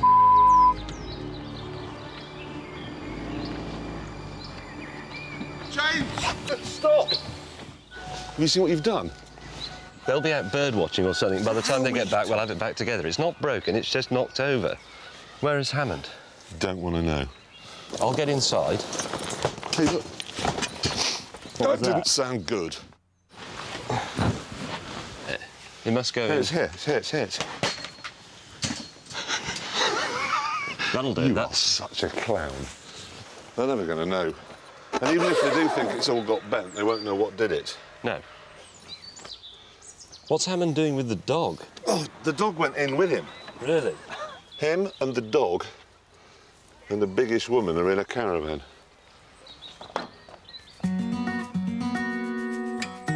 After a worryingly long time, Hammond and Top Gear Dog returned. I think this is going to have to... This is where it was. This'll do. Oh.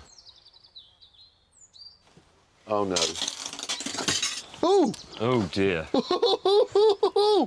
Oh, my word. Whoa! Oh, my God! Hang on, we've got to put the legs down. We're not brilliant at this, are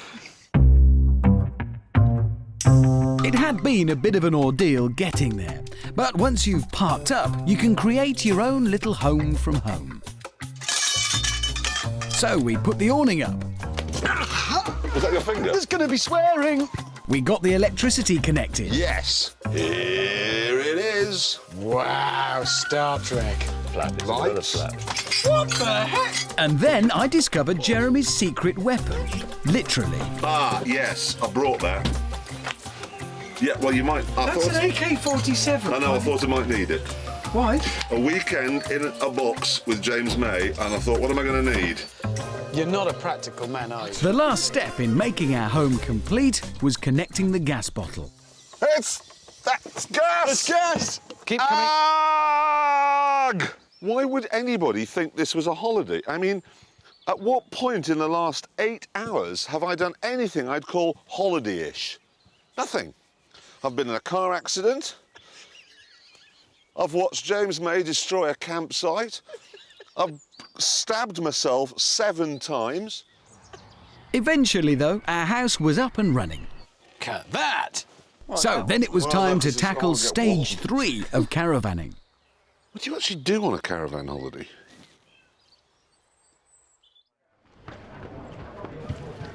First, we tried the local pub.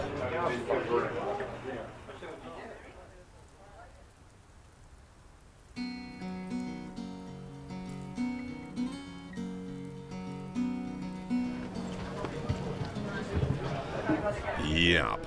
So then we decided to do what everyone else had done. And turned in for the night. That's not a bed, is it? No. There's no way. Are you making it through the night? I have worked my fingers to the bone for that. What a reward. No, you can't sleep on there. Jeremy, it's going to go, and then you'll break your back in the night, and that'll wake everybody. You two are sleeping in a double bed. I'm going to ring the Daily Mail immediately. Can I just say, guys? Yes? I've got a king-size bed at home. I like it. I quite like it. It's nice. I like it. It's homely. No, I'm all right with caravanning. I'll go to train. Nice, that's nice. Listen. How often is that going to happen all night? Yeah, that's all right. It's romantic. Don't say things like that. I'm on the same bed as you. This, then, is why you sit in jams all through the summer, so people can come to caravan sites and have fun. How do I release the excrement? Oh, you're so on your own with that job. Oh. Oh.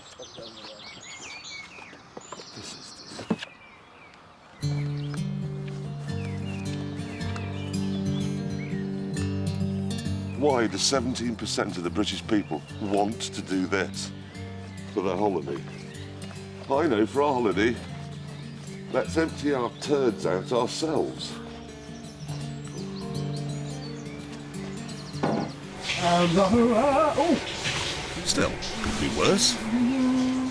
Oh, no. While Hammond went for more water, James planned breakfast. I'm going to go off and I'm going to find one of those ruddy-faced farmers and his organic, rosy-cheeked wife and get some free-range eggs and grass-fed bacon and all that local produce. Brilliant, OK. Do some washing up or something. Work sets you free. But James's farmer hunt didn't go to plan.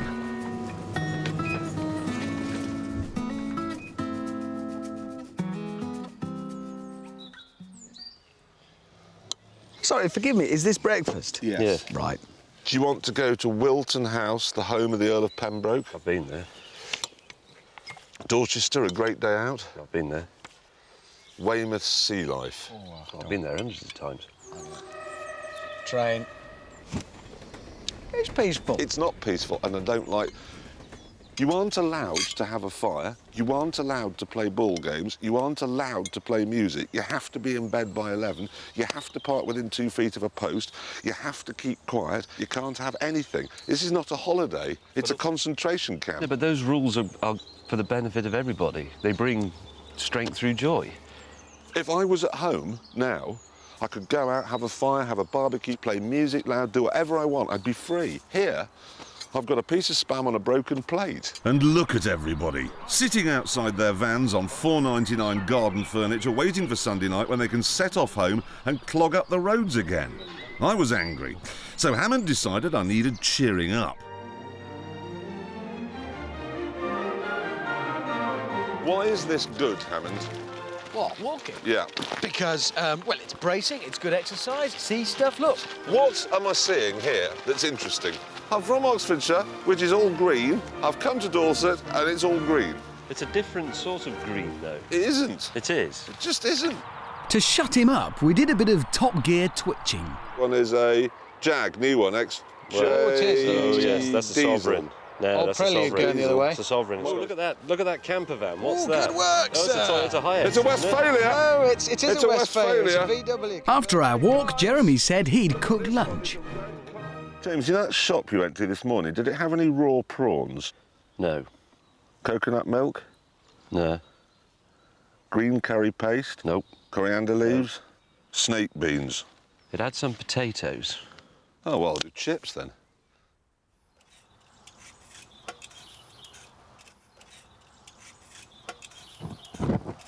Oh, God.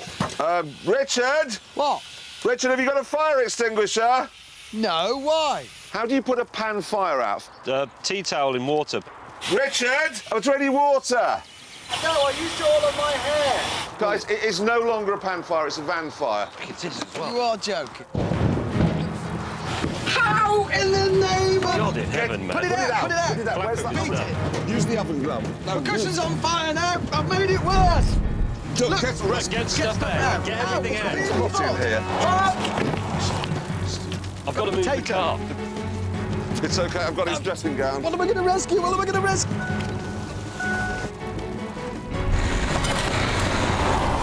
Richard, don't go back in there, the gas!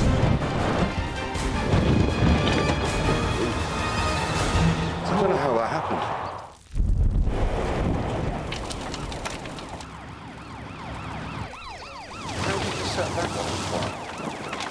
I tried to beat the fire out in ours with that cushion. I threw it out the window and I think I torched it.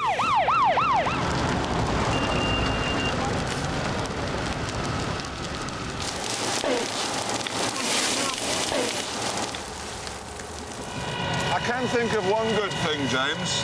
What? But you won't have to apologise to the people whose caravan it is for breaking their awning. Brilliant.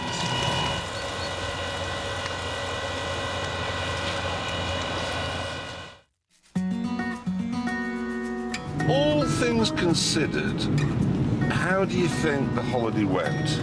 I think well.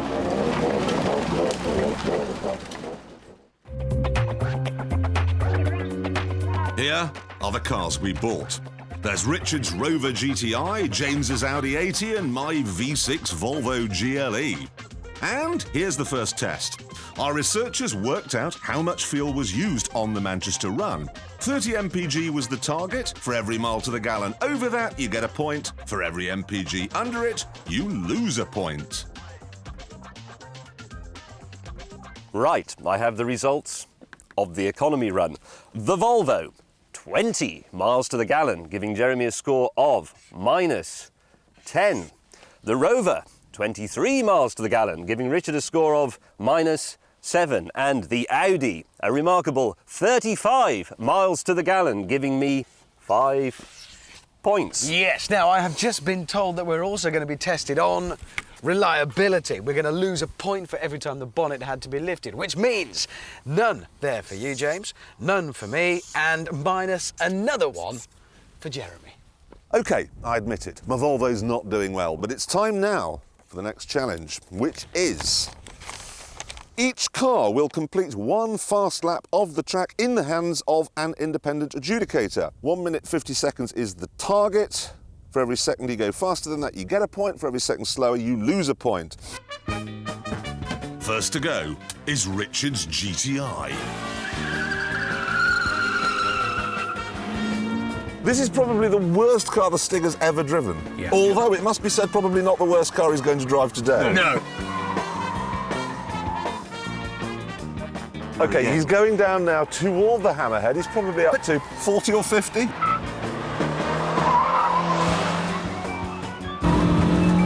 He's coming through to the follow-through now. My bet is he'll lift.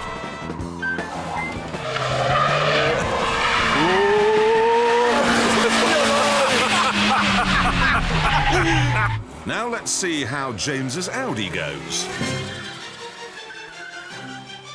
That was 0 to 60 in about 25 minutes. Assuming it will ever get to 60. This is where we will see the advantage of the optional sport pack.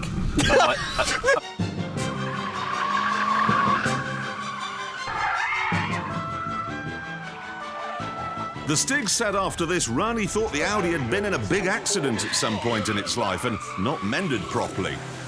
But he was even ruder about my Volvo. The thing is, it's not going away. It's still there. 170 brake horsepower. Yeah, but 170 tons of Volvo.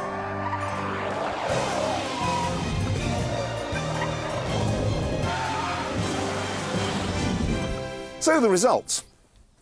Richard's Rover went round in 1 minute 42 seconds, so that is 8 seconds under the 1 minute 50 target. That means 8 points. James's Audi was 4 seconds under the target, a 1:46, so he gets 4 points. And my Volvo 1:48, so that's 2 points. It's a plus. It's a plus. OK, another test. So if I could have the envelope, thank you. The highway code says the stopping distance from 60 miles an hour is 60 yards without thinking time. But we don't need any of that.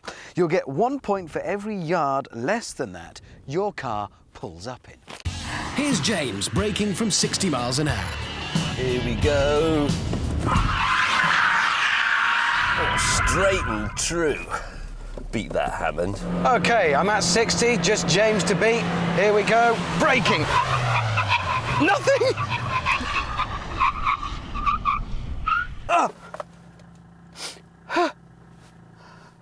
Sadly, I couldn't beat James, but surely that fat Volvo would let Jeremy down. Anti-lock brakes! Yes! Yes! Yes! The Volvo scored a point! What a great car! Right, brakes. Now then, James's Audi pulled up in 40 yards, which is 20 under the highway code stopping distance, which means he gets 20 points. Then my Rover stopped just in 48 yards, which means I get 12 points. And then, amazingly, Jeremy's Volvo, as an advertisement for the advantages of anti-lock brakes, stopped in 34, which means he gets a very handy 26 points. And so, for our next challenge. Thank you. Each car loses a point for every electrical item that isn't working. Anti-lock brakes. Are they working, Richard? Well, no, they're not actually, no. Right, No, that's one off. Get the bonnet up. Oh, look. His under bonnet light doesn't work. So what? It doesn't matter. Oh, my God, it's all broken. Now, your air conditioning as well, that's a point off because that doesn't work. The wipers work, the lights work. But the interior light doesn't, I'm Interior afraid. light doesn't work. It just doesn't. It doesn't work. Right, enough. The results. Richard's Rover. 3 faults, giving him -3 points. My Audi, -4 points. And Jeremy's Volvo back on form with -12. Now it's time for the final test. Thank you. Here we go. Crikey. Chaps, you might want to come and have a look at this. Because what it says is, each of you must drive your car into a wall at 30 miles an hour. Hey? Yeah. You lose 10 points if you're killed, 5 points for each broken bone, and 1 point for each blood injury. Right. That I'm sounds... feeling quite relaxed, actually. With your Volvo? With my Volvo. By contrast with my Rover made entirely of rust, I'm feeling a bit scared. James, are you all right? Have a crash? Yeah. On purpose? Yeah.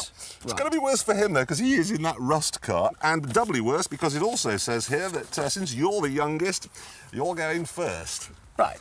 Goodbye. I admire your logic. Bye. Thank you.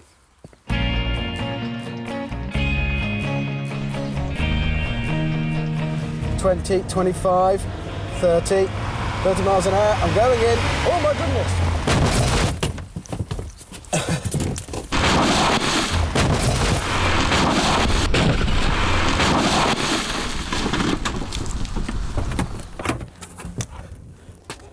Well, my bones all still work, I think.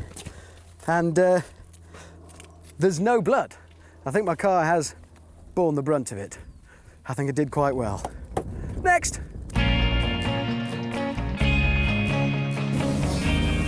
Well, it's been good. I met Jody Kidd. And Stephen Fry.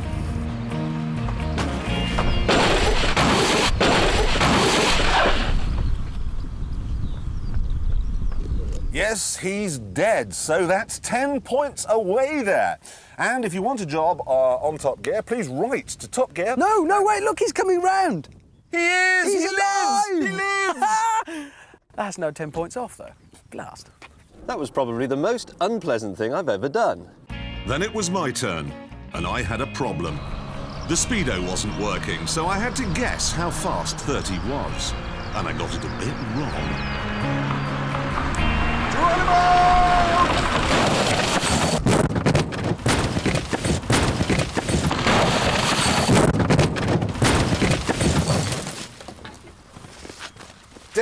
Damn, I think I missed the wall. We all lived then. But what about the cars? Richard's Rover is dead. James's Audi is dead. But my Volvo? Yes.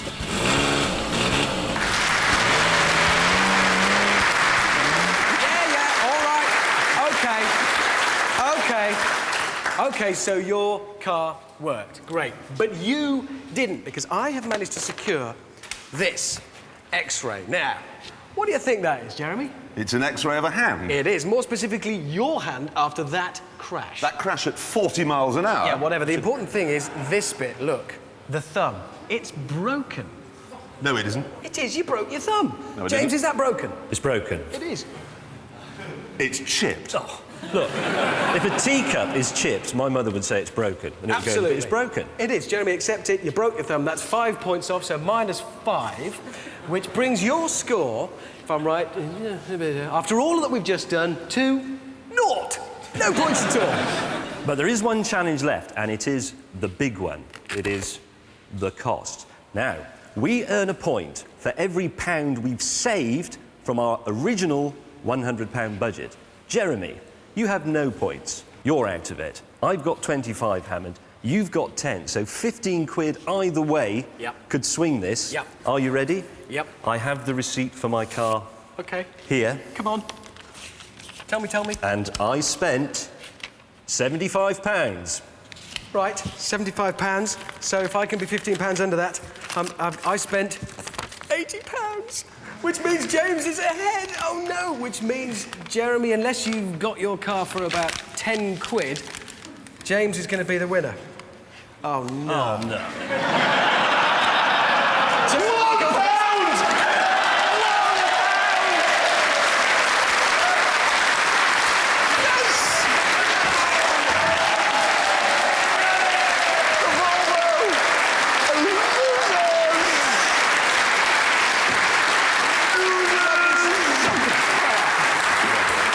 There is, however, just a couple more things we need to say about these cars before we move on. First of all, we didn't cheat, OK? I actually got a friend of mine to go and buy this Volvo for me, and she came back from the dealership having spent a quid. £1? Yes, a quid.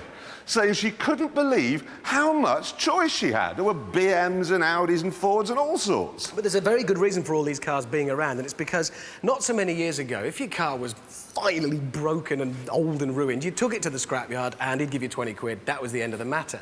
Now, though, the EU says old cars have to be recycled, which means You have to take it to the scrapyard and pay the scrap dealer 100 quid to take it off your hands. Exactly. So when this friend of mine went into the Volvo main dealer, who'd taken this as part exchange, OK, so he had to get rid of it, cost him 150 quid. She goes in and says, I'll give you a quid. He's £151 up.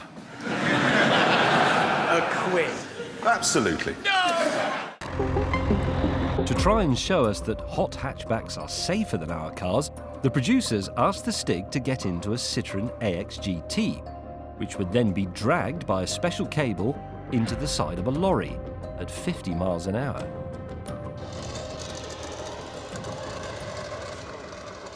Well, we'll see.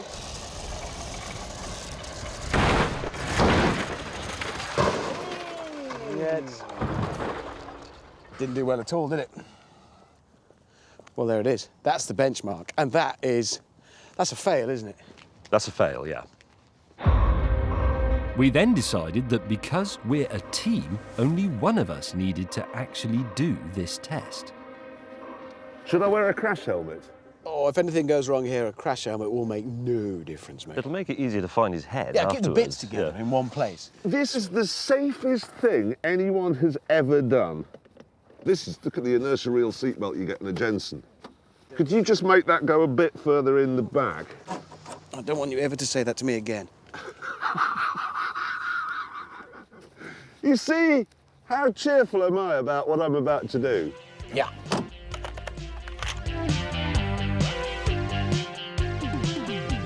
Seatbelt is on. Good, strong, dependable seatbelt. Oh, I'm off.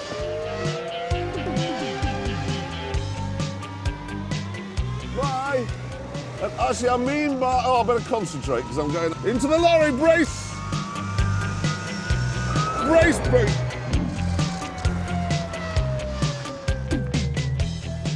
How safe is this car? That's a pass. That is a pass. That's a pass. Thank God he wasn't in that little Citroën. Having proved, as a team, that our cars are safer than hot hatches, we continued onwards, and soon we were in a very special place. This is where Richard Hammond was actually born. This is a beautiful town, Richard. You're very lucky to have been born here, Hammond. Am I ever? Fond memories. Tasmania, complete home furnishings. That's where the Queen buys all her furniture. Happy communities. Man cleaning windows. Or was he breaking in? No, he's cleaning. Yeah. Sadly, my trip down memory lane was interrupted by the producers, who said we must go to a petrol station where they would test our car's waterproofness. Shakespeare country, this. I know, I noticed Shakespeare's estate agents, Yeah, actually. very much. I presume we're having to do the test of the waterproofing of the cars in a car wash, because it so rarely rains in Britain. I mean, when would it happen? So we need to do that, yeah. OK. What is that? Nothing. Nothing. It's, I've parked over an oil spill. Can I just check that? Is it? Yeah. Well, you've parked over a bit of hanging off bodywork as well. To try and stop the producers endlessly filming the boring oil spill, James started the test. Do your worst. No, a lot of people do like to turn up and watch cars being washed around Solihull and Shirley. Edit that out. The TVR passed with flying colours. Death Valley. And so did the Jensen. Nuclear submarines have more leaks than this does. So then I lined up the Lotus. There is a bit coming in, I'll be honest. Yeah, some. Let's have a look. I'll be staggered if he's dry. No, it's fine. Yeah. I spilled my drink. Oh, just as it not started. again. Was it just water? Yeah, just water and a bit of soap. To then prove, again, to the producers why hot hatchbacks were so poor, we asked the Stig to take a Ford Escort XR3i through the same car wash. Stig ever been to a car wash before? No, it'll be a whole new experience for him.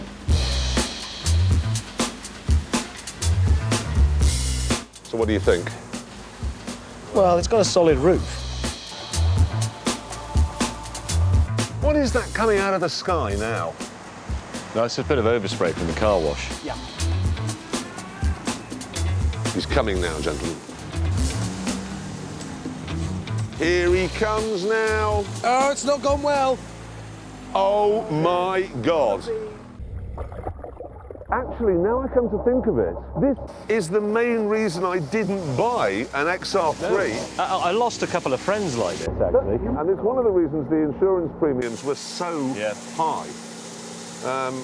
It's because of this leaking issue.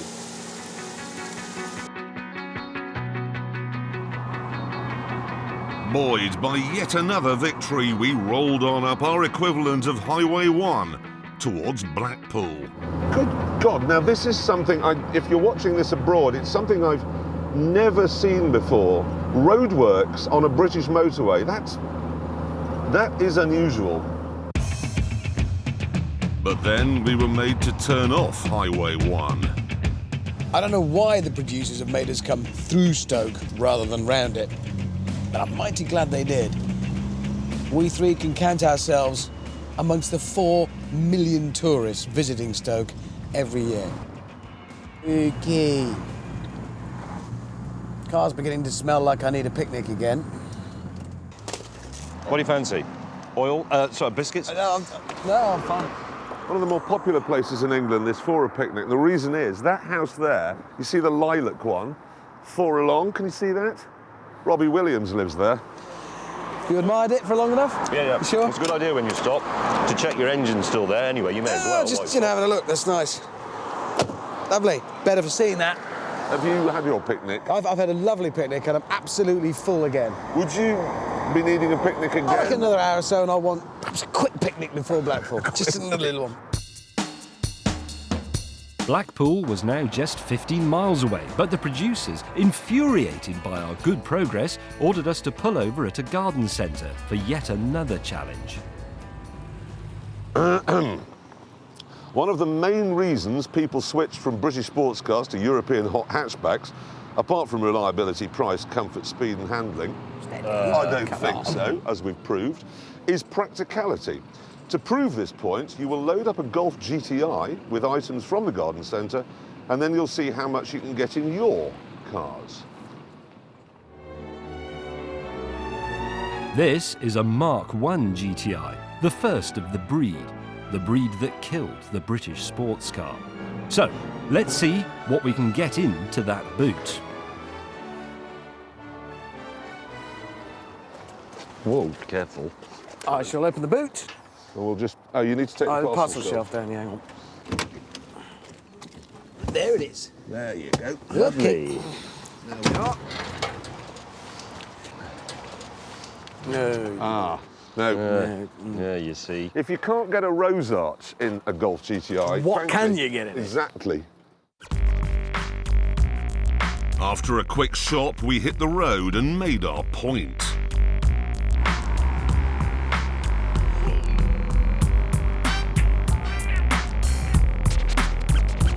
Here's the thing, if you'd gone to the garden centre with a hot hatchback, the biggest thing you could have brought home is a pansy. I'm going home with a bamboo and a conifer. TVR, a car that came out of a shed, now underneath one. Ew, this is awkward. My bottom is quite close to my face. There was, however, a serious point to be made here. We were all rather dazzled by the XR3i and the Golf GTI and so on, but really, it was a bit of a fad. Nobody these days is saying, "Oh, I'd love an old XR3." But a Jensen Healey, a Lotus, a TVR, yes. As we neared journey's end, Richard became a bit emotional. I think driving to a British seaside resort, Blackpool, in a funny little British sports car with a naked lady statue and a giant urn on the seat next to me is, above all else, fun. And for all our serious side, the British have always been rather good at fun. But the whole experience is tinged at all times with the knowledge that we're doing something that's ended.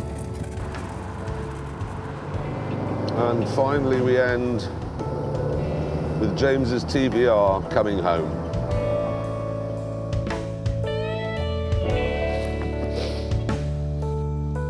This is the home in question, the factory where it was made. This one I remember. I remember this. Because they made them everywhere, didn't they? They were in that one, and that one, and this one, and this one. It was busy. It was, and everything got moved about. It wasn't efficient. No, but busy, and they made stuff. Oh my God, look at that. Ooh, I remember those. Are they what, Tamsin? No, the Tamsins, and then there's the grey one was a 3 litre. That was the Tamar. Because it wasn't a little burst, was it? It's not like they gave it a go for a while. It was a few decades. 1947 TVR started, I think. Same as Land Rover. That's actually a part of the manufacturing process there, dumped on the floor. There's a huge amount of work went into making that. There's nothing quieter than a no longer functioning factory, is there? It's a particularly noticeable quiet. I hate it. My car was in here once, though. Yeah? Going through here, being built. Brand new. And it was all new, and somebody was very excited about it somewhere. My TVR is coming next week. It's an S2. Yeah.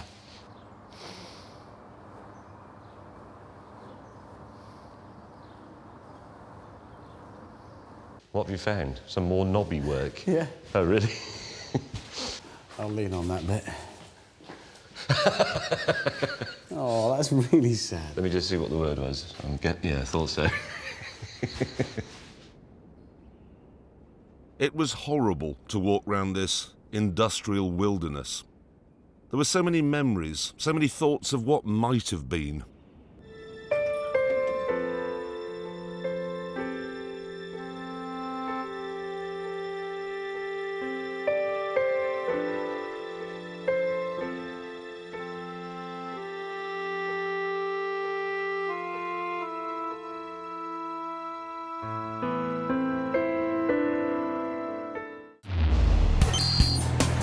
With just over 7 hours to the big switch on, James and I were spat out of the Eurotunnel. Rush hour, Friday night, over 300 miles to do. I've got enough fuel. Well, just. 295 miles, the computer's telling me. The fuel gauge would suggest that there's not much more than a quarter of a tank left, which means 3.5 gallons. Doesn't sound like enough to me. It's going to be quite exciting. Richard and I were close together, but soon we'd split, as once again we'd all chosen different routes. Hammond would use the M1 and the M6, whereas I would go all the way up the M1 to Leeds and then over the M62. This was 34 miles further, but I'd missed the notorious M6 traffic jams. Jeremy, meanwhile, was using the M40 because it goes past his house. Chipping Norton, here I come. Phone my wife, tell her I'll be home earlier than expected.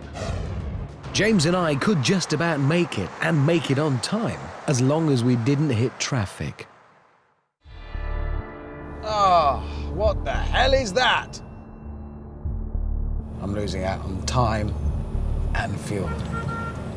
My estimated time of arrival is now slipping again, so it's 45 minutes it's moved already. Engine running, not going anywhere. No miles per gallon. In Blackpool, people were starting to arrive for the celebrations, and our man on the ground was preparing by having an afternoon nap.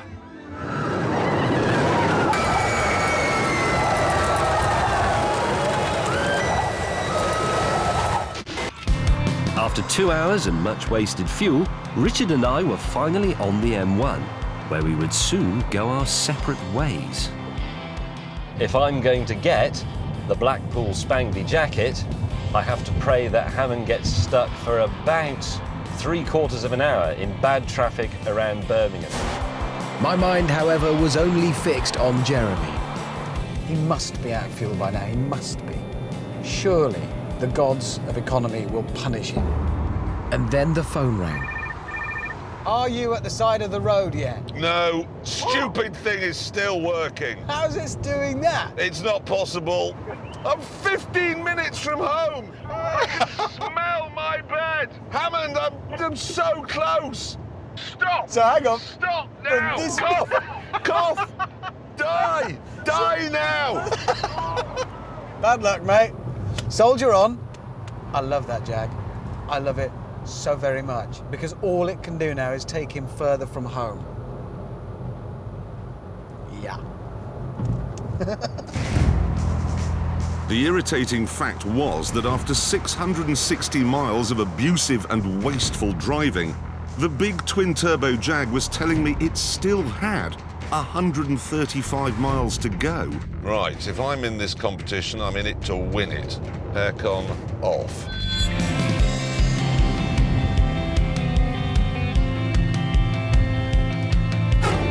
Now, all of us thought we'd be making the speech that night.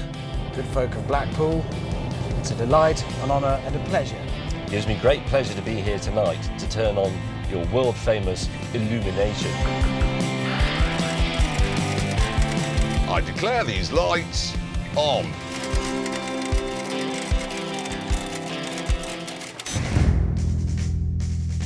I'd had a good lead over the others, but on the M42, trouble. Problems on the motorways. Caravan has overturned along that stretch. So That's what I'm stuck in. It's absolutely stationary on the approach. People slowing down to look at a Caravan.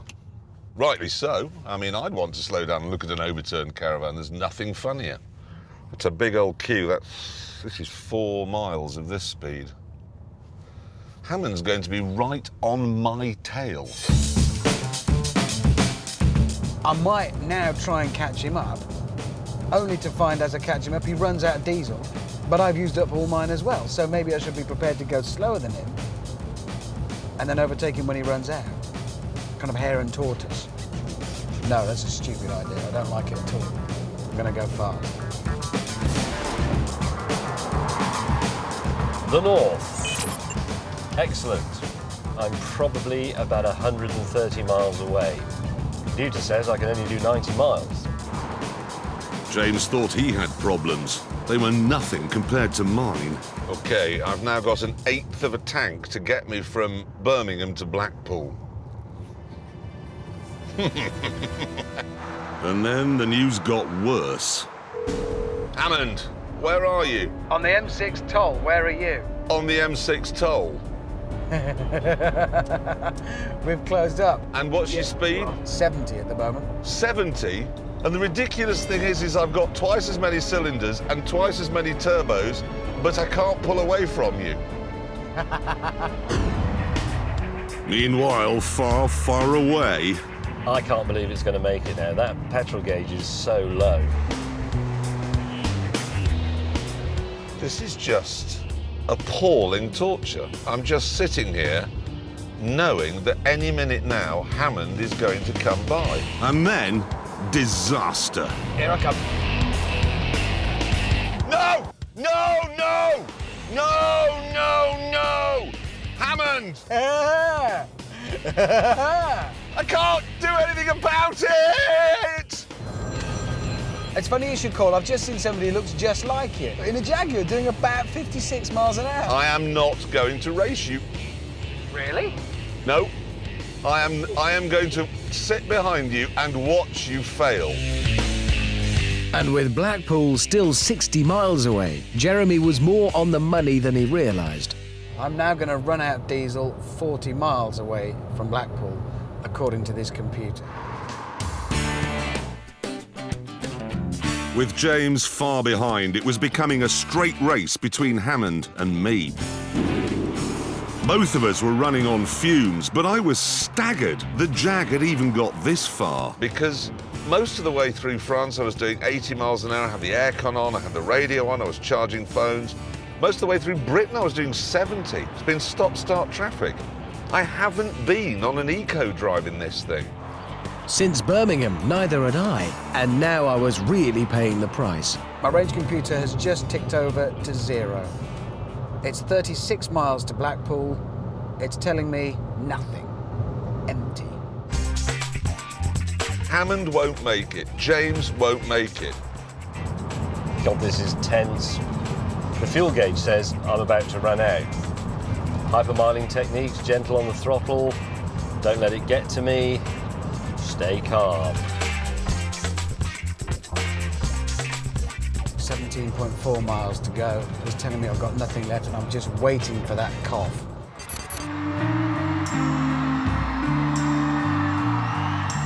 With the Stig baffled by the human food and with 30 minutes to go before the big switch on, I was agonising over mounting a charge on Hammond. It's the stupidest, cleverest race ever, because, I mean, I could easily beat him if I just put my foot down, but I don't know how much fuel is left in that tank. I love economy races.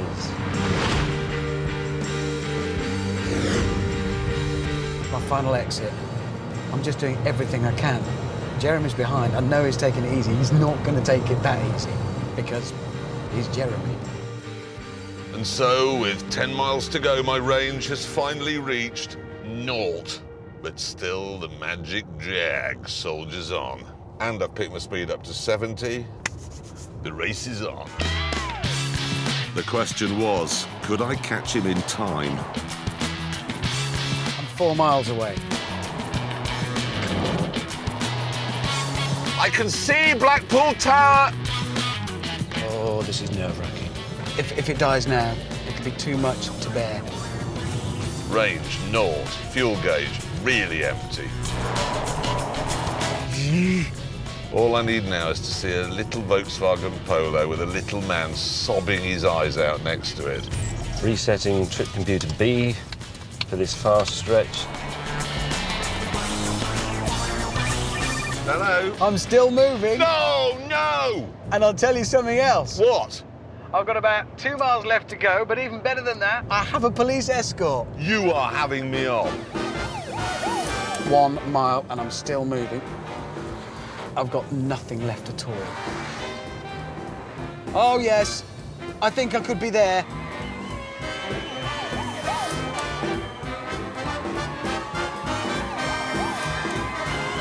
So, Hammond had won. Single most tense thing I've ever done. Less than a minute later, I arrived too. I have made it. Hello, everybody. They appear to be cheering my Jag. And James May hasn't come. He doesn't like you. He doesn't like anybody in the north. Congratulations.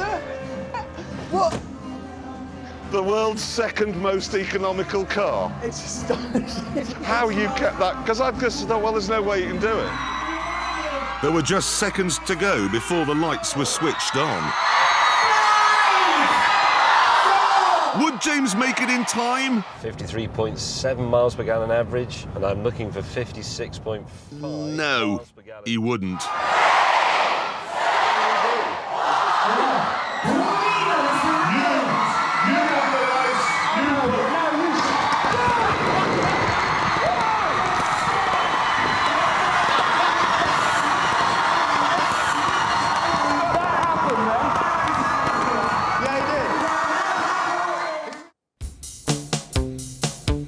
Because I know so little about vans, I did what Hammond had done in the earlier test, played it safe and bought myself a Ford Transit. Long wheelbase, 2.5 litre diesel engine, only done 77,000 miles, apparently.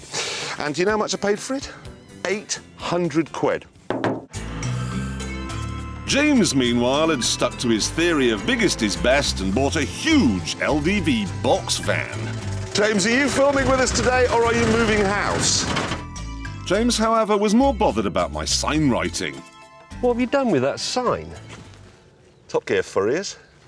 Couriers? Oh, Couriers. It's top... I may have... No, wait. God, that's a superb thing! It's brilliant. It's not and bad. How much was it? 950 quid. And now we have to wait for Bob the Builder, really, don't we? Who eventually did arrive. Did you, wash it on too hot a setting? I have to leave that wound up there because I ran out. I see what you've done. Ran out of space a little bit. Well, you would. It's a Suzuki Super Carry. Super Carry? Optimistic title. It's like basically a supermarket and a super tanker? It's basically a Bedford Rascal. Yeah. It's got nearly a 900cc engine. 0 to 60, 18, 19 seconds. I would imagine that's quicker than mine. Well, let's see, because it's time to get on with the challenges. Here it is, the first instruction of the day. We start with something with which you should be familiar, a quarter-mile drag race. Who's got the fastest van? What's that actually got to do with anything? You're going to come last. Actually, there is a point. A self-employed van driver can't afford to waste his day with a tool that isn't quick enough. Mid-engine is right here, which gives me perfect weight distribution, so dynamically, I'm already ahead. I wasn't expecting much oomph, unlike our cameraman, who's used to filming much faster stuff than this. No match for Hamster. Look at his postage stamp go! Probably the best part of 50 brake horsepower. I'm just leaving them for dead. James and I had the same 2.5-litre Ford engine, but he had more weight. Goodbye, mate! Come on! Yeah! I'm going to pass the finishing line, and I'm doing nearly 60! Second. Average. James came a noisy last in motorsport's slowest ever drag race, and Hammond had won it, which seemed to please him. Ooh, where did that come from? Then it was time for challenge number 2. Here we go. Possibly the most important skill a van driver must have is the ability to sit right on the tail of the car in front. So each of you must now drive up the runway and get as close as possible to the bumper of a lane hogger in front without touching. The closer you get, the more points you get. Hammond went first, with Jeremy and I posing as the lane hoggers. Right, 40. Here he comes. Set. We would measure the gap between us using a special laser mounted on the back of the car. This will be quite easy in my van because, of course, it's got a completely flat front. So basically, I just keep going till my knees touch the back. It's like being followed by a small insect. And he's not frightening me. He's 31.9 millimetres away, which is a vast, yawning chasm. It is. You could park a bus in that gap, Hammond. Hammond responded. 18.9. 10.34 millimetres. Well, you did a 10.3. Next, it was Jeremy with 10.3 millimetres to beat. Here he comes, here he comes. Now that's a familiar sight on the road, isn't it? 80 millimetres, 60 millimetres. This is the problem with the Transit, is you cannot see where the front is. You just can't, there's nothing. What's he doing? With most of my torso out of the window, I had a much clearer view. No, he's hit us. He's hit us quite... No, that's... He must have bent the bumper slightly because it went to -6 millimetres. Finally, it was James's turn, and he had an even bigger problem than me. I can't catch up. What's it saying? Well, does it measure in miles? Come on. We are going to run out of runway before James gets anywhere near us. I really can't terrorise them at this range. Captain Slow, living up to his name there. And now, the next challenge. Van drivers never waste their profits on vehicle maintenance. So, you must now each change the front door of your own van. You'll be racing against each other. That's more manual labour. Yes, it is. 3, 2, 1, go! Right. Can I be excused this? Oh, look. The producers said no, so while the others set to work with spanners, I broke out my ingenuity. James, can I borrow your van? I think that did the trick.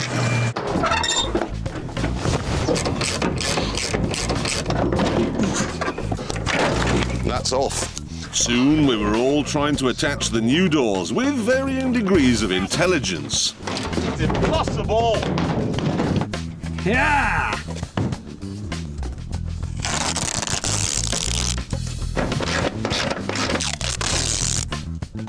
I was the first to finish without using sellotape. Is the door in place? Go and open it. What? Go and open it. Doesn't say anything about opening it, it said put a new door. Oh, for Pete's sake. James, meanwhile, was taking so long that he ran out of time. I was about to finish. No, you weren't. You were fiddling with your spanners, polishing them.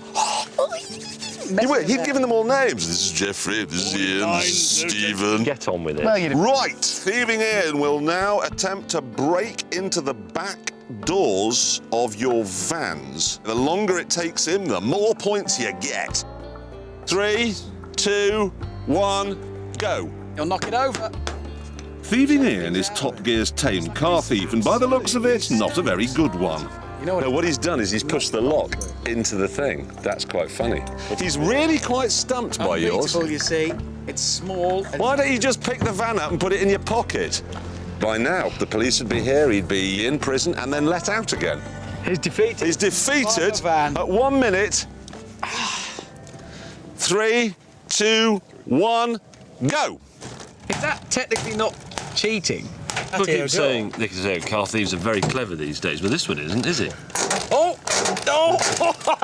He's in. I've got 34 seconds. 34 seconds for the Transit to withstand the world's most useless burglar. 3, 2, 1, go! There's a lot of 34 seconds. This is quite important. How easy it is to get in.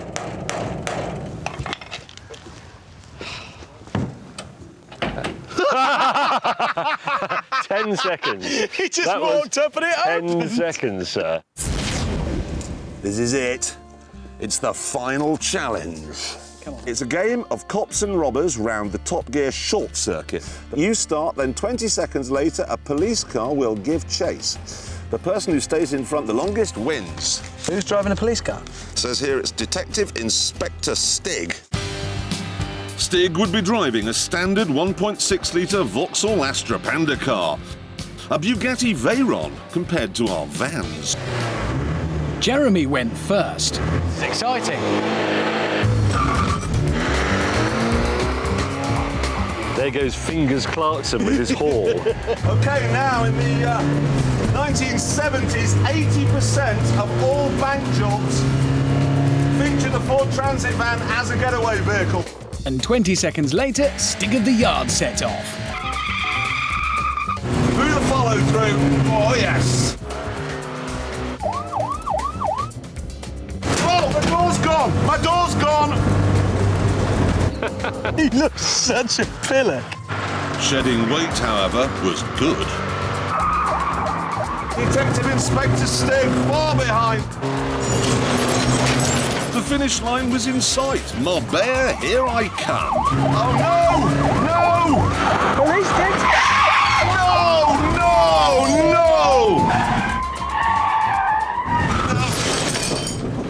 I didn't make it. That was excellent. That was worthy of the bill. Next up, James Cray. He's caught him. What a majestic sight. Where is he? Oh, there goes Police Stig.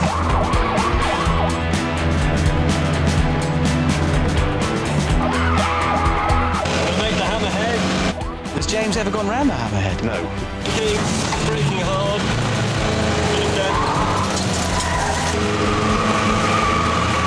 Oh, he's got me. It's all over. I'll come cleanly. It's a fair cop. You did better than I thought. You might do quite well here. Yeah. Short wheelbase. This is like a little rocket. So, first corner. Now, it's mid-engine. I reckon I'm going to give it a bit of the old Scandinavian flick.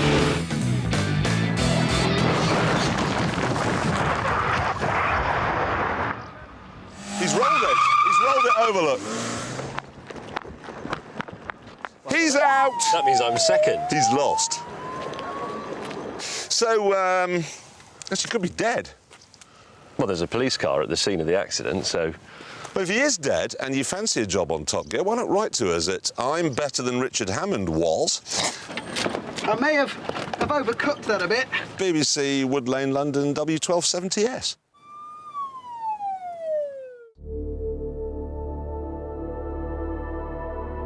No backache. Where's your boot? Well... As you can see, we're not exactly travelling heavy, but even our tiny suitcases were way too ambitious. There's saddlebags! Two of them? I've worked out a system, OK? What I'll do is, I just... Now, that's really elegant and sophisticated. I like it. What about yours, then? Oh. There you are, you see, look! Well, actually, that's not bad, is it? It's not bad at all. You just pop your bag in there like that, and yes. You're away. Hang on, there's a problem here, though, because look, this dips in here. You couldn't put anything in there. That boot is there purely to accommodate the boot lid.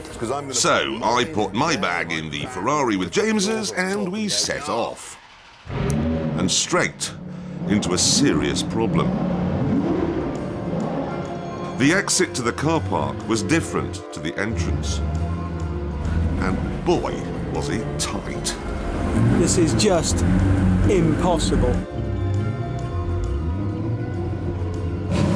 Can't carry their own briefcases. Can't get out of the car park. Useless. Richard, you are so close to that. Oh. Let me out, please. Okay. Merci. I was in trouble. My clutch was billowing smoke and the handbrake wouldn't work. Don't go too close, the handbrake doesn't hold it. But worse was to come.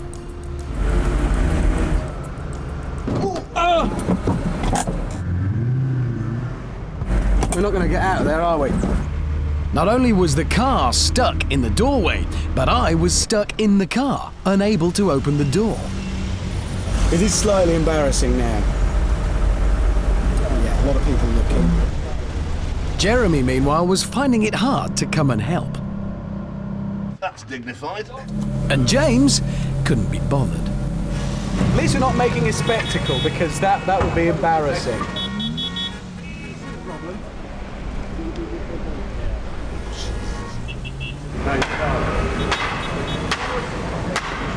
If you're thinking about buying a supercar, my suggestion is, yes, just don't go near a built-up area with it.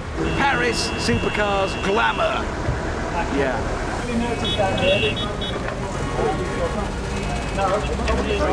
Getting his car out of here is academic, frankly, because I don't think the Ford, which is wider than that, is going to fit through here. This was reassuring news for the people stuck behind us. We have actually dismantled the Zonda to get it off. We've taken this off its front spoiler. This is it. Most exciting piece of driving I have ever done. Everybody's watching, but don't let that put you off, okay? There's no crowd here at all. Right, here I go. I think we might be picking up some more bits of Zonda in a minute.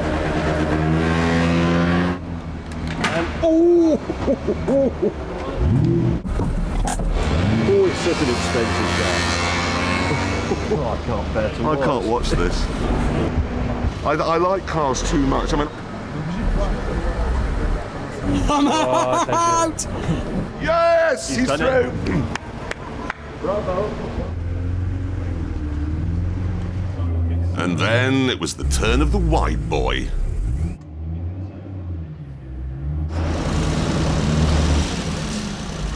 Oh man, that is unbelievably tight. You all right on that side?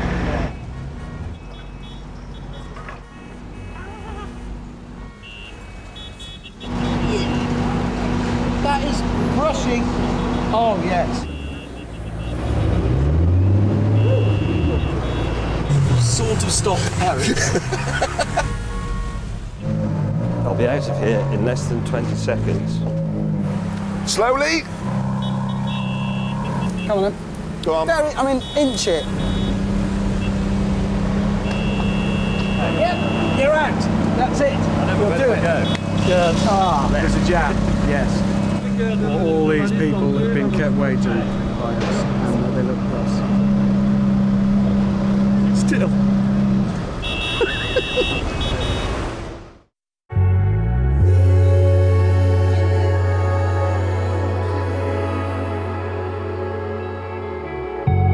Right, here we go.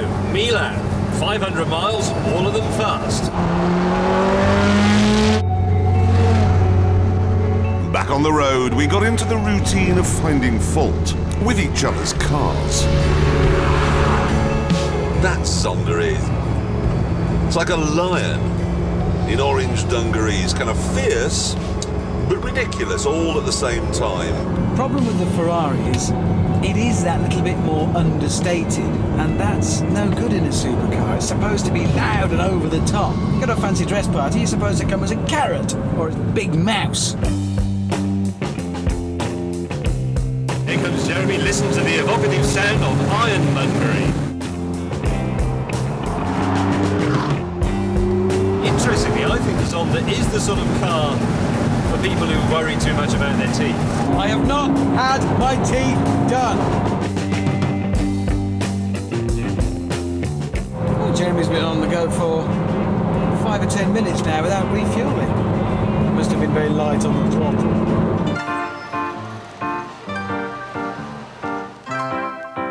After the fill-up, it started to rain, which wasn't a problem at all for most of us. Oh no!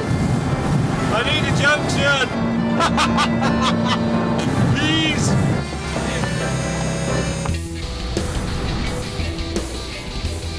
As the miles racked up, one thing became clear.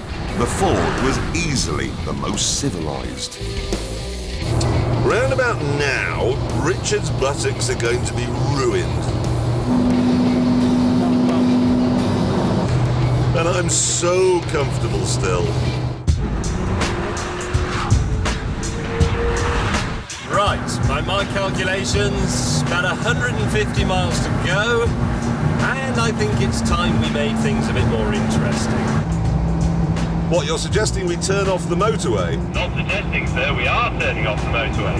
Oh, crikey, Jeremy, that sounds bad.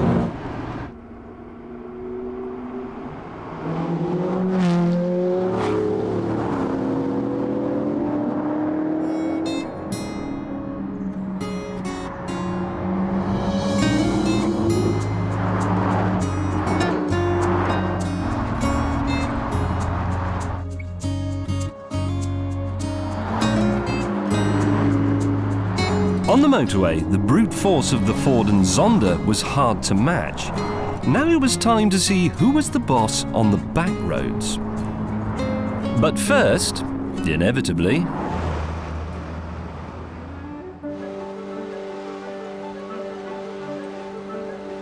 how can he need more? Have you noticed how his right bicep is now slightly bigger than his left one? Have you also noticed that when he fills his car up, he stands like a teapot? James, I've run out of money. Have you? What an interesting predicament. Please, can I borrow some money? We're not bailing you out. To pay for your petrol? Yes. Right. The nation is observing. I haven't got any money. I fund your ridiculous petrol.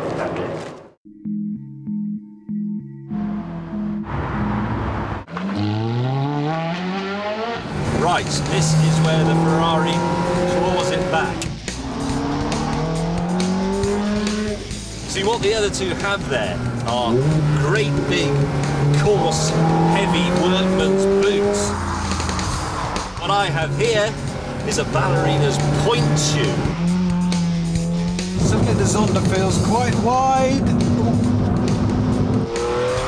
I've got ceramic discs, I've got something called an E-diff, which Michael Schumacher also has on his F1 car, and I've got a 5-position traction control setting.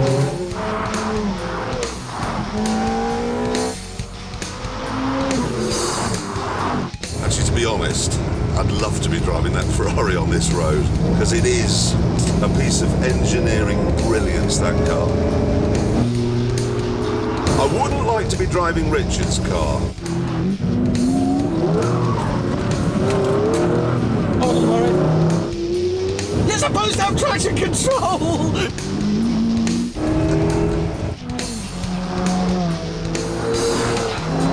Here comes Captain Slow. It's absolute magic, this thing. Sometimes James's sense of direction let him down a bit, but there was no doubt that in this terrain his car was brilliant. A point I conceded with typical good grace. If you live in a gorge in southwest France, you're definitely better off with his Ferrari. You really are. Of course, there are some elements of the real world that even a supercar can't get you out of.